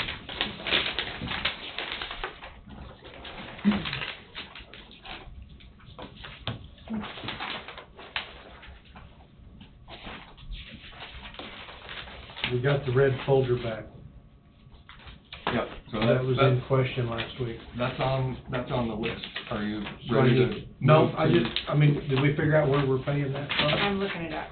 Yeah, while she's doing that, are we at roundtable? I think, yeah, we can. Yeah, we can go around I table. just, to cover a couple things while that's happening. One, I'm gonna be asking for executive session, but I'll do that last. A follow-up on the courthouse security glass, that whole thing. I got a hold of the people who I had been in touch with previously. They're gonna revise their quote and get it back to us. They will need to come out, again and cover the entire courthouse. And I mentioned the best I could, All of them are that way. the thought or idea on a protective film for the glass down in the lobby area, and then what it would look like to build up a security area there potentially, just to get a quote on what that would be. So they're gonna do that. They're actually doing something in Woodson County right now where they mention the cost of a door, a ballistic door, rose from midway or late last year to present time from $7,500 a door to around 11,000, just to give you an idea of what. Which is as much as I figured it'd be up. So they're gonna get that to me as soon as possible. I may even invite them in when they send the quote to explain the process, what it looks like, how long it takes, and, you know, where all they've put, those type of features in. So that. Last Thursday, the sheriff, undersheriff, myself, treasurer, some other people went to Waverly and had the town hall meeting there. And then the next one is on the 30th in Leva. So this week is skipped. It was skipped intentionally because we thought we were gonna have a jury trial and not gonna have enough manpower to deal with. All manpower is gonna be sitting with the jury.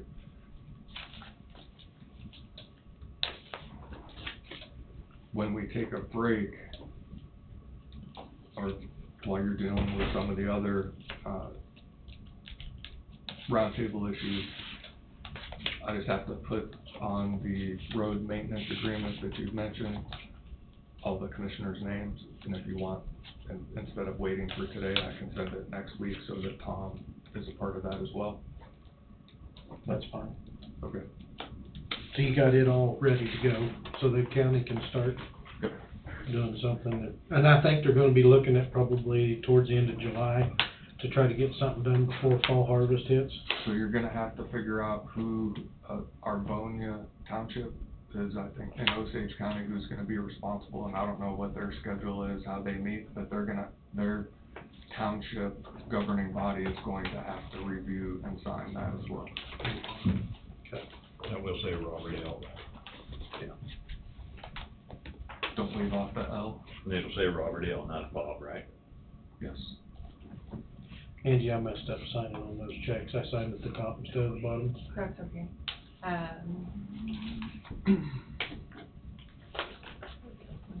He signed in your name, your book. That's okay, we've had that happen before. I was looking at the money, went right down to the signature line and signed it. It's yours now. Can't read it anyway, so I won't let him sign it. Yeah. So we've been paying them out of the general fund, courthouse general, professional technical services line item. Close enough.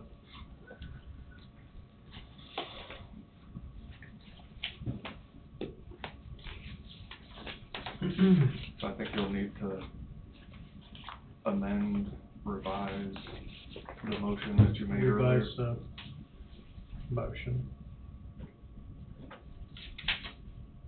So I need to put it in again and if it was amended, or? Yeah, I mean, I think you're doing it same day, and just read back through what that motion is, and then that is what is being, We don't have to re-vote on it or nothing. no, I think you do. You do? We do. Okay, so.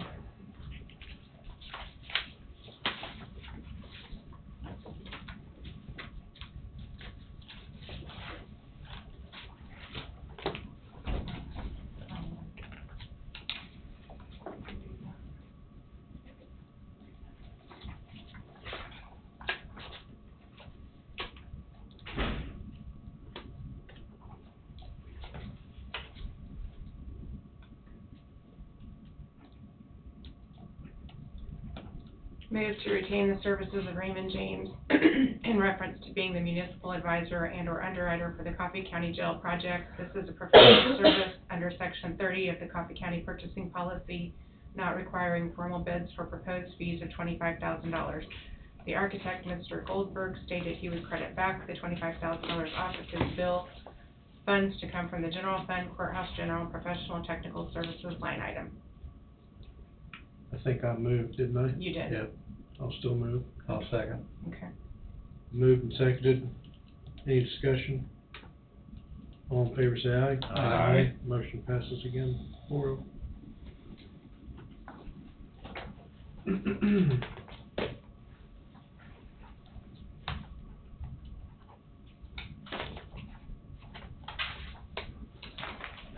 Can I go over one thing before you get to, is that okay? Or, okay, real quick, because Terry's working on payroll and we need to know what to do to move forward with this.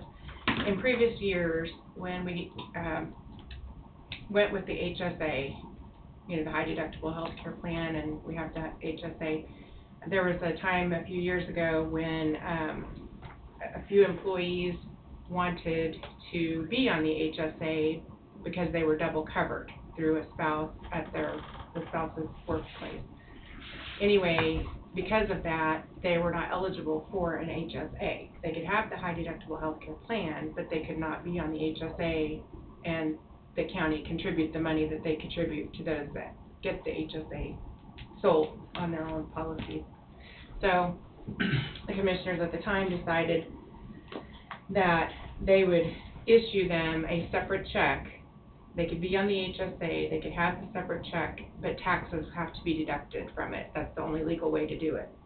So we've had some people asking if we were going to continue doing that. And I don't know what to tell them. We don't have it in our insurance booklet, you know, it's never been added when they started that. So I don't know, there might just be a handful of people that are double covered. Of course, those that are over 65, they can be on the HSA and get the check, but taxes have to be taken out. What's HSA? The health savings account. On our high deductible health care plan, the county contributes part of what the deductible is to their HSA because it's cheaper for the premiums for those than it is for the ones that take the lower deductible. And so the issue way back when was to kind of steer everyone towards the health savings and high deductible health care plan because of that. So I didn't know if we were going to continue doing this or do it this year, revisit it next year. Explain to me the double coverage. So you have a spouse that works at Wolf Creek, Mm-hmm. and then they have insurance here. They're double covered. Because maybe the spouse has them also on their plan at, say, Wolf Creek, for instance. Because we pay all employees insurance, all single employees insurance, single employee. Yeah, and so the spouse may have. Well, the provider, the one that has the most employees pays, it goes to. So let's just say hypothetically, and I believe this is right. If you've got 400 employees at Wolf Creek and you got 800 employees at the county, if they're double covered, the county's gonna pay for it versus Wolf Creek. Well, and that, okay, so. I don't understand how they can be on two policies. I don't understand how they can be on two health insurance, because all of it, every questionnaire that you fill out, are you on insurance with your spouse? Is your spouse on insurance with you? Is it this, is it that? I don't know, I don't understand how they could ever be double covered.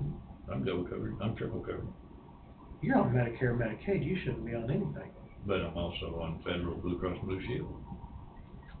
Through Through my military? previous employees. So you shouldn't even have anything with the county. And I know, and I asked this question a long You time should ago, have. and at the time Kenneth said, yeah, we want you on there because I don't use the county's insurance. You shouldn't even be, we shouldn't even be paying a premium on We're it. paying a premium. We shouldn't even be But focusing they on said, premium. we want you on there because that increased our number of people Yeah. and less usage. But we're self-funded too, so, Huh? we're self-funded, so it's really not It's necessarily changed, but that we're. that's changed, yeah. Yeah. That's changed now. Still, I mean, we have people that come on Medicare, Medicaid, or should be on Medicare, Medicaid, and they're not. Our provider, our person that has our policy says, no, you're getting on Medicare, Medicaid, schedule F, Y, and Z, whatever it is. And they're better off, because if you've got Medicare, Medicaid, and you've got insurance, it all gets way confusing. I don't have Medicare. Yours is on your retirement though, Yeah. through your Blue Cross. But now when I leave here, because this is my employer, then I have to take Part B. Yes, yes. I don't understand how they can be double covered. I think there are a number of people who are double covered, and where the county's insurance would probably kick in is for whatever is not covered by the primary insurance. Then your secondary insurance is billed, and then it would potentially cover the remainder or a portion of it. But I mean, it's not uncommon from what I understand. But you could have a $5,000 deductible over here with this insurance company, and $2,000 on this. Well, that pays up, and then we're covering their deductible. Is that right? I mean, Is that fair? In theory, I'd have to do a little research on the way insurance works when you have a primary and a secondary, but What one doesn't cover, the other does, 90% of the time. But I'm wondering about the deductible. Does the deductible still stay at $5,000? No matter what, that individual has to pay $5,000 on their deductible. Or does it roll down to the county and the county winds up paying But the $5,000? secondary it rolls down. That's an assumption too. How many employees are we talking about? Well, that we know of, 7. 7? I just Well, find that. it's too late to be changing it this year, and it's Kind of. effective in July the 1st. Probably better talk about it before. Well, if you don't rebate them, maybe they'll get on.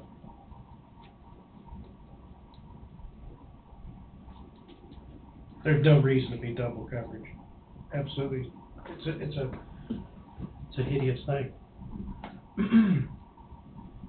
I think if you do that though, you're gonna have to, I mean, you've already had people sign up for whatever they're gonna sign up for by, what was the date? June 3rd? June 3rd, I think it was. So if they didn't, you can't change now. You probably can't change anything now, but come Okay. next year we Next can year do you can, something. sure, Yeah, definitely change it. Yeah. Well, and the thing about it too is that what I really didn't understand for some of these that might be double covered is that they're on the HSA, so they're still gonna pay that high deductible. But they're getting the money that another person who isn't double covered, Mhm. that is non-taxed, and theirs is gonna be taxed, so that, Mhm. they're getting less money that way. So to me, it doesn't make any sense when they could have just taken the regular $1,000 deductible or whatever, so. Mhm. But- See, that's like me with my health insurance through the county and my company. I do have double coverage, yes, but Coffee County has more employees than I do, so everything goes through my Coffee County health insurance. Because they got more employees than Nitro. Well, it'd be primary in your business to be secondary, Primary, correct? but said they never pick up anything secondary, because it's always your deductible. Yeah. So, yeah. But if this is an issue this year for these 7 employees, it'd been the same issue a year ago. Is it just not coming to a head? I guess, I mean, we've had some change in people It's been, and, some people have changed, Yeah. because some of the employees that were doing it before are no longer here. right, and they were the ones that kinda, And now others have filled into it, and there's been, it's my understanding, there's been a couple of them who've been this and was told that they could not get on the HSA. yeah, they can't have the HSA. That is completely illegal. I mean, they're covered under another plan, and then they want the county's plan. They can have the high deductible plan, but they cannot have the HSA, the health savings account. That's what, Makes sense. so. And that's what confused, like you just said, the only advantage to the county employee taking that SHA would be because they're getting a check. Right, it's kind of like a bonus, because if they would have taken the $1,000 deductible, they wouldn't be getting a check. Right. So if they don't really need the insurance here, well then, I'll They're just just pay getting a check. HSA because I'm Yeah. getting a check. Yeah. And that's what they're, That's what I'm saying, it's just more money. I know. And while I we're, never agreed with it in the beginning, but.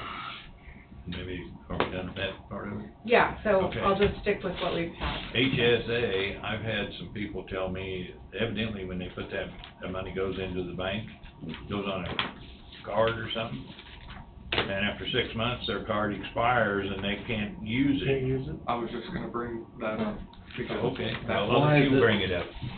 So,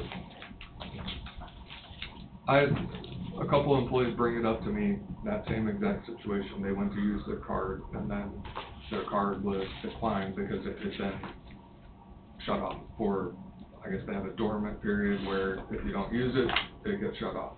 Then trying to figure out how to pay for a medical bill, either at the doctor's office or afterwards, and using your health savings account isn't as easy as just going and writing a check. So I was looking into it, and then it happened to me. So I was trying to pay a bill for a medical appointment, and I read my numbers to them, they were running it through, and they said declined. Like, no, that can't be right. Let's run it again, declined. My card was shut off due to inactivity, and I don't ever go to the doctor's office unless I absolutely have to.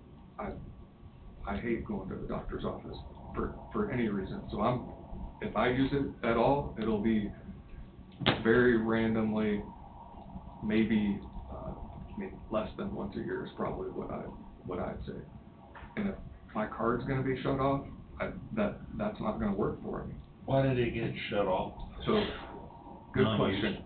I contacted the provider, and they indicated it's something that's set up in their software, that if you don't activate your card within, I think, 4 months, then it's shut off. If you don't use it within 8 or 9, it's shut off. And I'm still working with them because I've escalated it up, because I didn't like those answers. So I've never had that problem. My opinion was to them that I was gonna talk to you about it, but I mentioned to them, they need to figure out, in my opinion, this was me speaking as, someone who has an account. You need to find a programmer who can program their software to take whoever's in an HSA out, because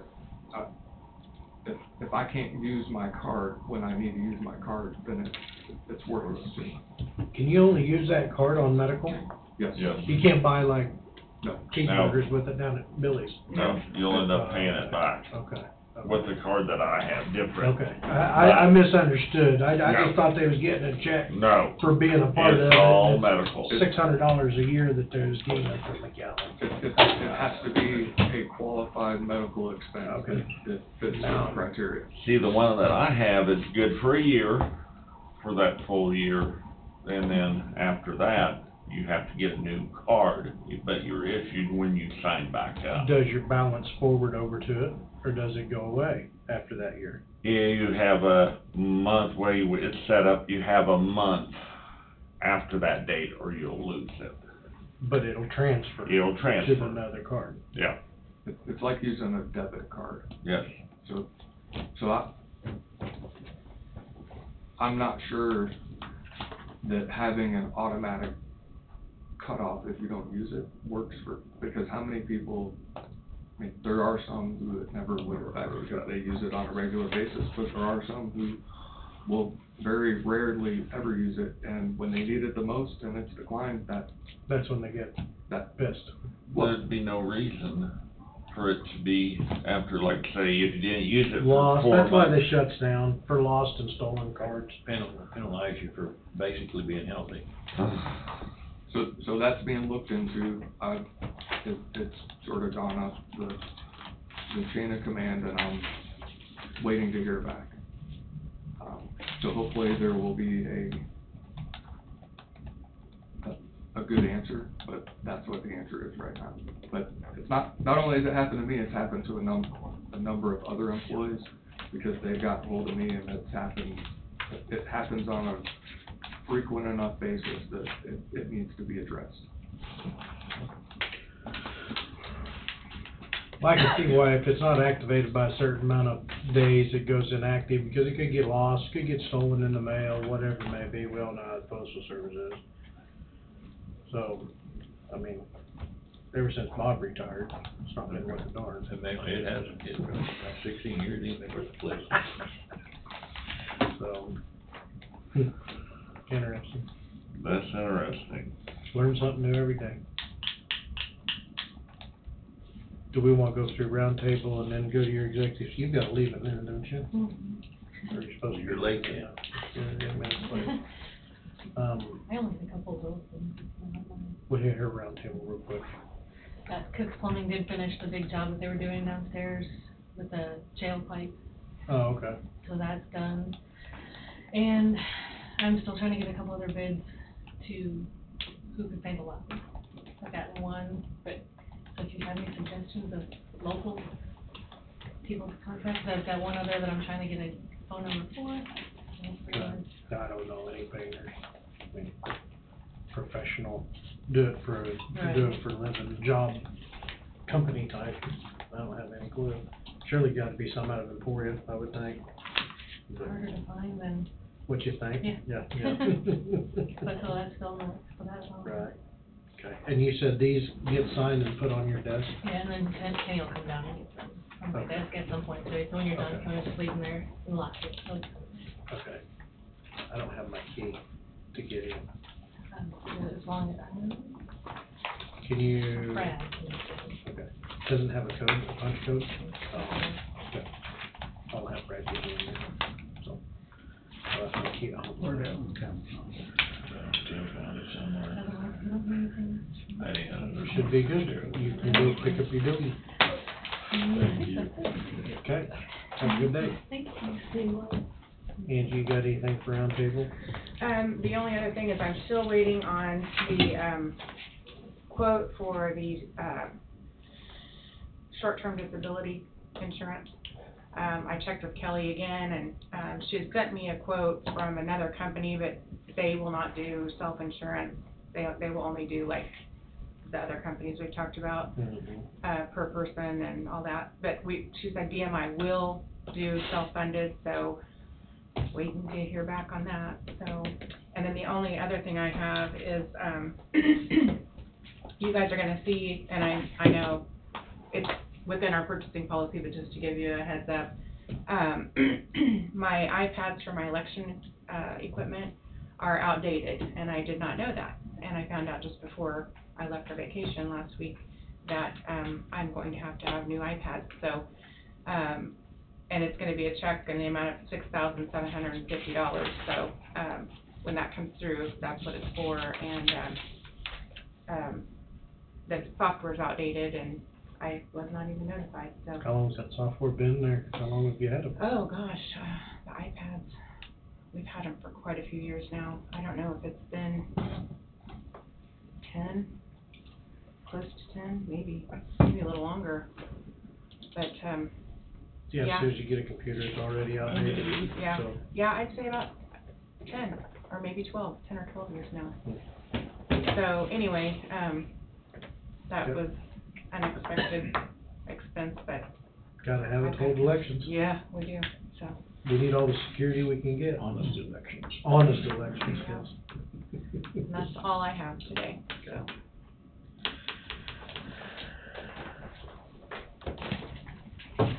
Tim, you got anything wild, crazy? Alright. Road and Bridge, are we gonna start interviewing? And do we have to interview all the Applicants?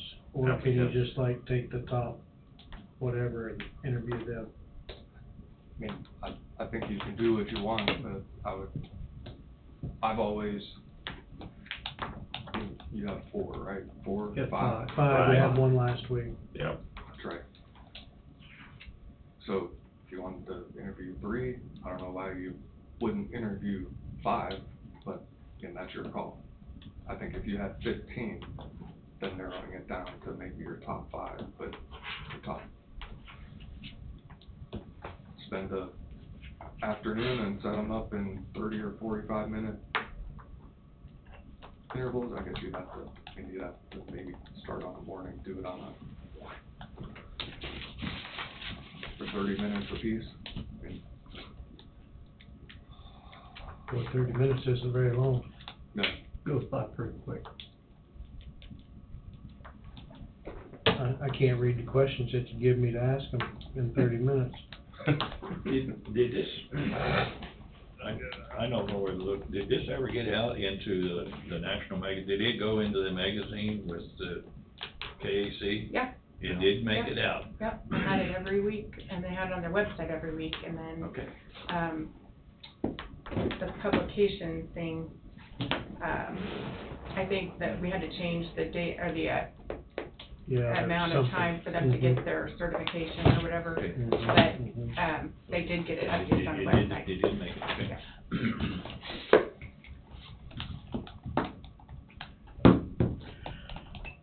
Well, I What about, but next Monday will be long anyway. Yeah, we got vouchers, so. We got vouchers. Yeah. we might just have to.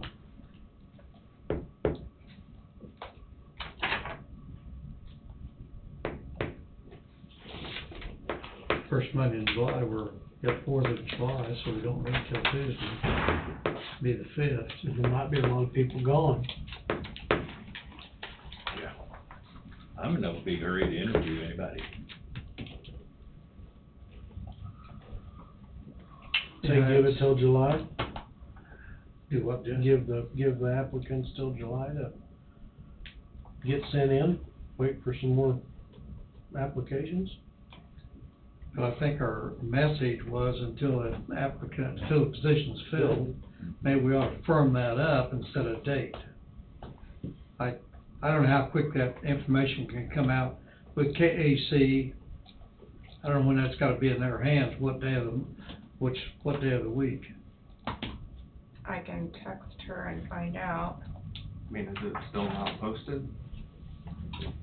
If it's open until filled, then It should still be it there. would still be there. Well, I just didn't know if there was I think there's a certain time on KAC that it would run for, and then you'd have to re-up it. Yeah. Yeah.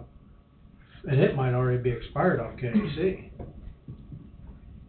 I just don't know. There at one time, I was thinking we was talking about 30 days, but I don't know.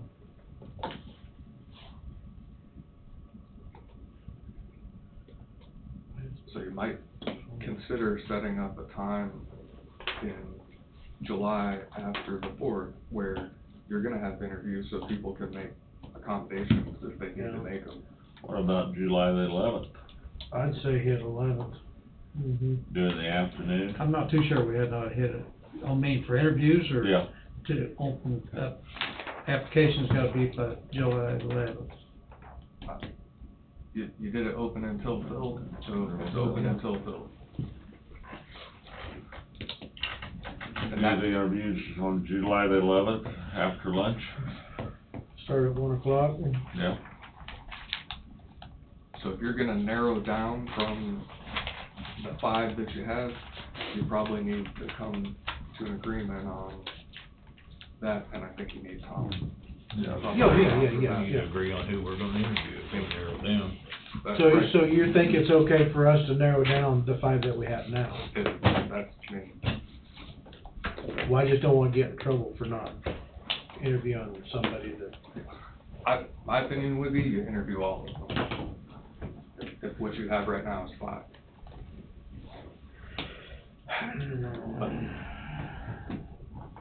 I like interviewing qualified ones.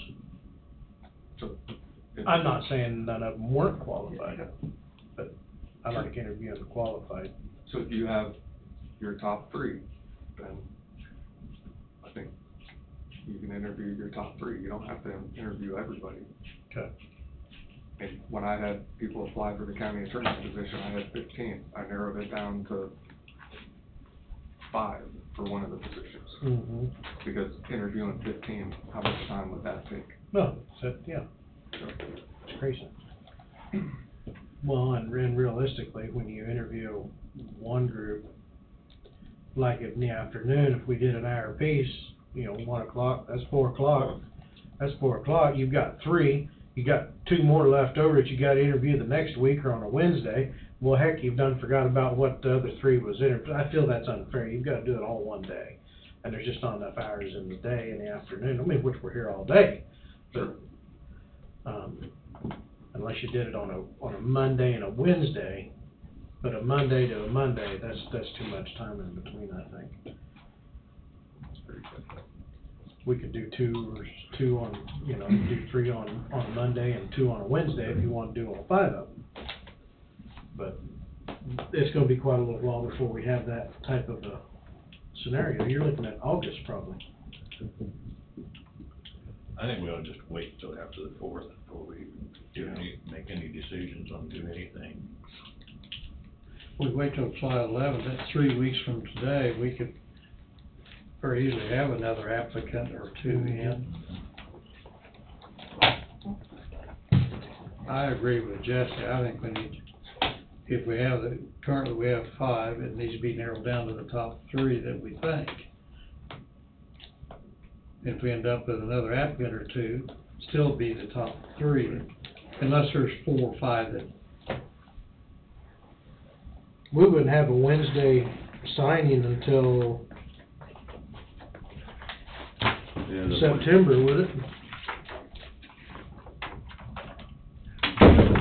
There's one thing about this position, we have put interims in every position we have had. It's not like we gotta have somebody that Right takes now. over that day. It's saving the county money. Yeah. Not having the position filled. It's not like that. It's just, Am I right? Would it be September Before we have what? before we have a Wednesday checks and vouchers? I think we do in. No, the 28th September. when we do it this month, 28th. when we do it this month, Monday, That'd be next 27th? Monday. 27th? 27th. Yeah.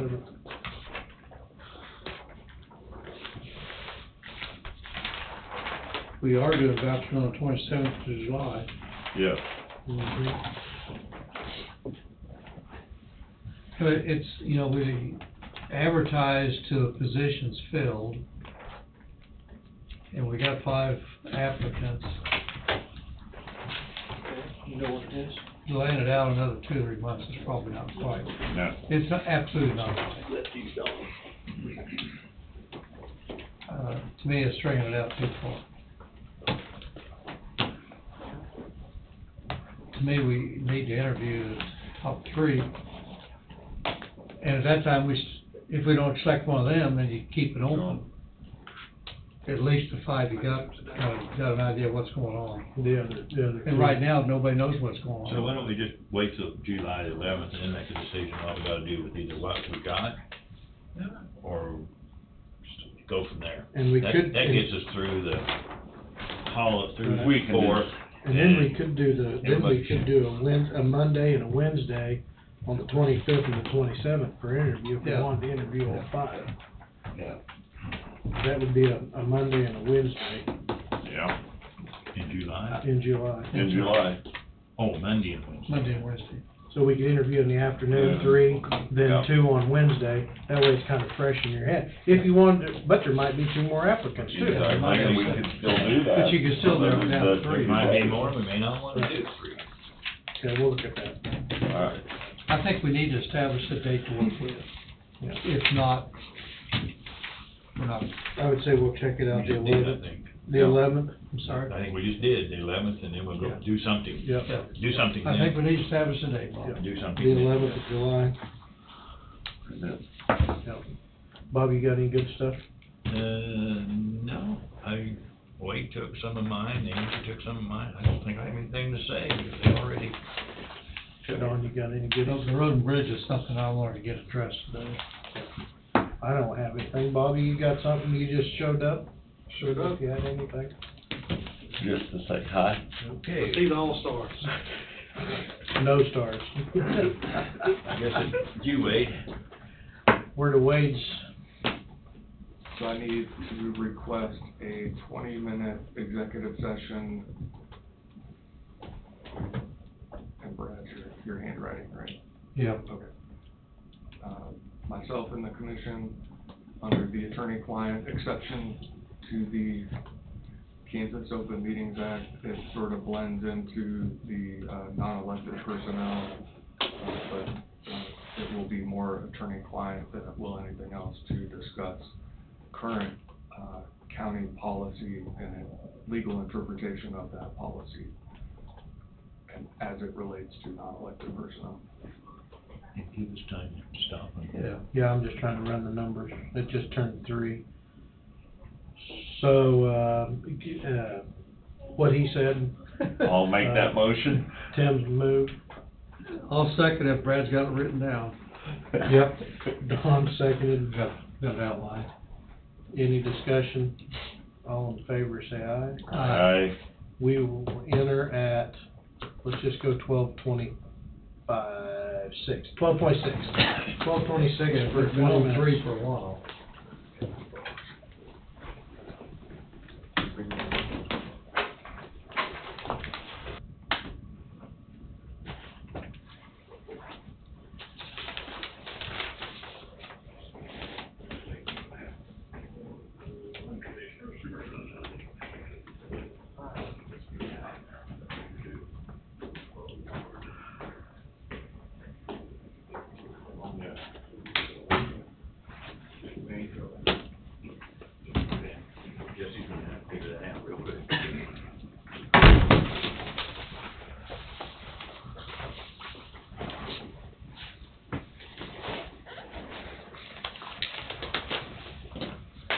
So you've been riding the bus? I think I've been on Coffee County Public Transit for 2 times. My wife and I went to a movie. Well, she had to go to work for something else. She taught me in going to a movie while I was there, and I asked her, I says, heck, we could probably just rode that transportation bus up there and I wouldn't have to drive. But that'd been $30. No, cause it'd been 7.5, cause we're over 60. Yeah. It'd been $15 total, Will. No, because she wouldn't have to pay, cause she was with me, right? Or I wouldn't have to pay, cause I was with her. That doesn't seem right. That doesn't seem right. And I know there's people. I know. And I'm not gonna argue that one. No. It just doesn't seem right. There's only people who abuse the system.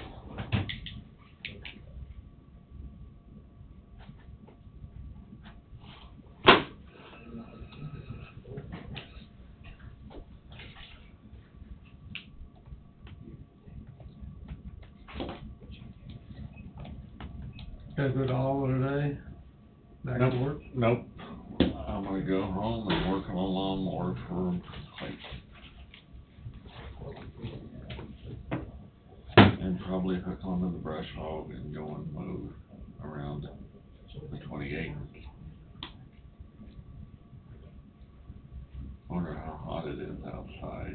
Pardon? I wonder how hot it is outside. It's not gonna be quite as hot today as it's been, but it's still gonna be up there. Heat index close to 100. They're talking a few showers coming through tomorrow night, Wednesday, but it's gonna be a hit and miss deal. I got cracks in the garden about that wide. I don't have a garden, but I've been watering my tomatoes and my Okay, we want this to hold. every day. Yeah, you gotta see what. You water your tomatoes every day? Yep. You got to make them juicy. Yep. Where do you think all that juice comes from? It don't come from dry dirt, Don. All the, can't even think what they call those people, extension people, water tomatoes, soak them once a week. That's how they recommend doing it. Mine are in 5-gallon buckets. Oh, yeah, that'd be a So different. I have to water them because they will dry out Probably have real to. quick. It's real simple. I got them out there back My water height from the well right there, and I just spray them like it rained on them for a minute or so, and that's the extent of it. And I got holes in the bottom of the buckets so the water will drain out. So far, I haven't watered my tomatoes. I got a mulch with 3-4 inches of straw. If it don't rain next day or two, I'm gonna have to. My potatoes in the mineral tubs. They Did that wasn't work? looking healthy. You put yours in the mineral tub? That's what I did with mine this year. Have to find out anything on it. Real quick. I put at least 5 eyes in every one of those mineral tubs. I put 3. I put doo-doo and one in the middle. I figure, well, they do or they don't. And they're looking, but boy, and I've got them mulch, but boy, they'll dry out quick. Oh, quick. They dry out daily. I mean, they will ground just hard at the top. Now, if you dig down, it's a little bit different, but right at the top. I'll agree. It didn't take long for that to get dried out. So I water them every day, every evening. I actually was out there the other day and I kind of dug underneath this mulch. Never potatoes there about that long. I got red ones about that big around. It sure tasted good. Shredded it, ate it with eggs. You bet.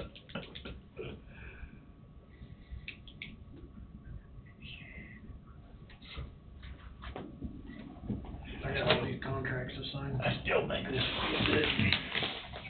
Still think that sucker right there should be. I was looking at that. It should be something that the guy ought to save, I tell you.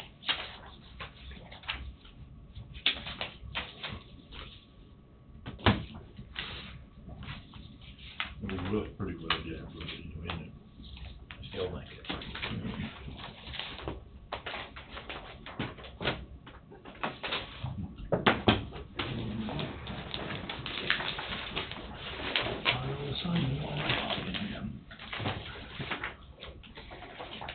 Budget request. That's a budget request that needs to go in our books. You guys bringing Wade back with you, or did he wander off? He's researching something real quick. Oh, okay. I just been putting all the budget requests into the Coffee County Library folder.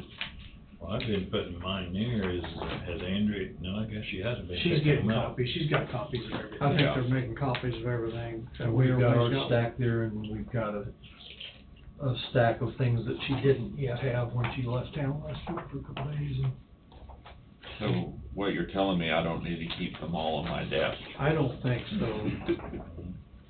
I do, because if somebody comes back and wants to visit, kinda like we had one that had some questions, I just didn't wanna have to make 45 pieces. I got all of mine here, but I do they're too. kinda mixed in.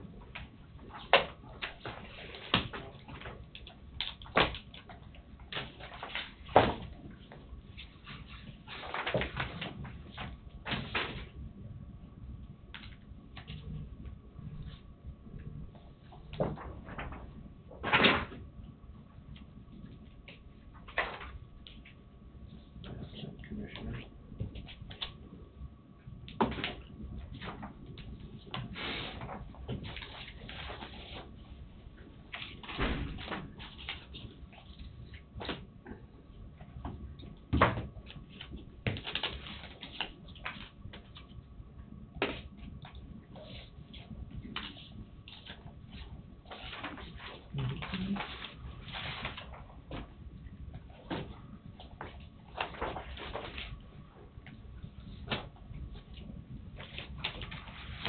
All good? Yep. All good for signatures? Okay. I just wanted to maybe, address something that was brought up to me based on, some dialogue last week when I wasn't in here. And it was in reference to current, Emergency Management Director Amber Presley and, her transition from the interim director to the current director. In no shape, form, or fashion did she do anything wrong or not fill out anything in reference to what she's entitled to with the county. I think there may be, I guess a concern that some of the dialogue may have led some to believe that she didn't fill something out that's inaccurate, that's false. She is an employee of the county who has done what she's required to do, the performance of her official duties, and that's where that needs to be left. So any insinuation otherwise or any interpretation otherwise is false and inaccurate. Very well.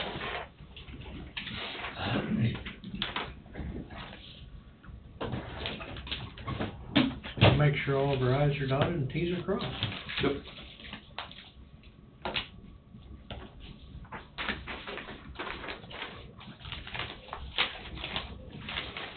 I have a water supply study. We approved that last week, did we not? Water supply study? I thought longer than that. Yes, oh yeah, May 23rd, never mind. Alright. Okay. I was gonna say. Wastewater. Wastewater, yes, sorry, wastewater. Wastewater, oh yeah, we approved that. Do you have anything else for me? Any questions, I don't think we do. I think we're about ready to wrap it up for the day, I think. So Bob can go bale hay, or mow hay. Where, Bill? No, hey, you bet. Little one, Unless you have anything else for us. get a mowed, probably bale it tomorrow. Yeah, take this file back down to Andrea's office. Yeah, I don't have anything else for today. Staying busy in the county attorney's office. Both of my interns are working out very well. They're solid assets to my office, and I think the opportunity that they have to see things that they wouldn't otherwise see. They've asked me several times about, do they teach you this in law school? Absolutely not. getting a taste of things that I wish when I was their age and I was trying to figure out what I was gonna do, that I got. I could have sat, it would have helped me out actually tremendously going to law school. So they're doing well, and, you know, if you see them, I think you should, they're going above and beyond. Yeah, I seen Bobby had his interns out working on something out in It's the, outside out in the front yard painting or doing something, so. I think it's a benefit to our younger kids out there, and to keep them maybe wanna come back and be a part of the county later on in life. But what it's doing is letting them know there is enough going on here to keep them interested, to pique their curiosity, that even in a small rural county like Coffee County, there's a lot going on. And I think people don't realize how much there is going on until they actually come inside and see what's happening. You know, as not an outsider, but as a really not paying a whole lot of what goes on inside Coffee County, and then being sitting in the commissioner, being elected commissioner, it's mind blowing to what Coffee County is doing and what is out there inside the Coffee County. I've lived here all my life. Didn't know half of it. Didn't know a quarter of it. You know, and it's an eye opener, and it's an eye opener for these kids that come in and do interns or you know, apprenticeship, whatever you want to call it. It's wild, and I'm sure it's that way in the sheriff's office. I'm sure it's that way. Even going to the county road and bridge and going in and doing something there would, from what I know now, would be still an eye opener to me sitting here. You know, so to these young kids, it's a good thing. And would you say, now that you've been in that seat as a commissioner for going on 2 years, right? Is it 2 years? Yeah. You know, Yeah. would you say it's easy? No, it's not easy in any way, shape, or form. My biggest thing, and I'll put it out there, and it's not that I want to be elected for 8 years, but I don't think 4 years is enough time for a one-term commissioner. I really, truly don't.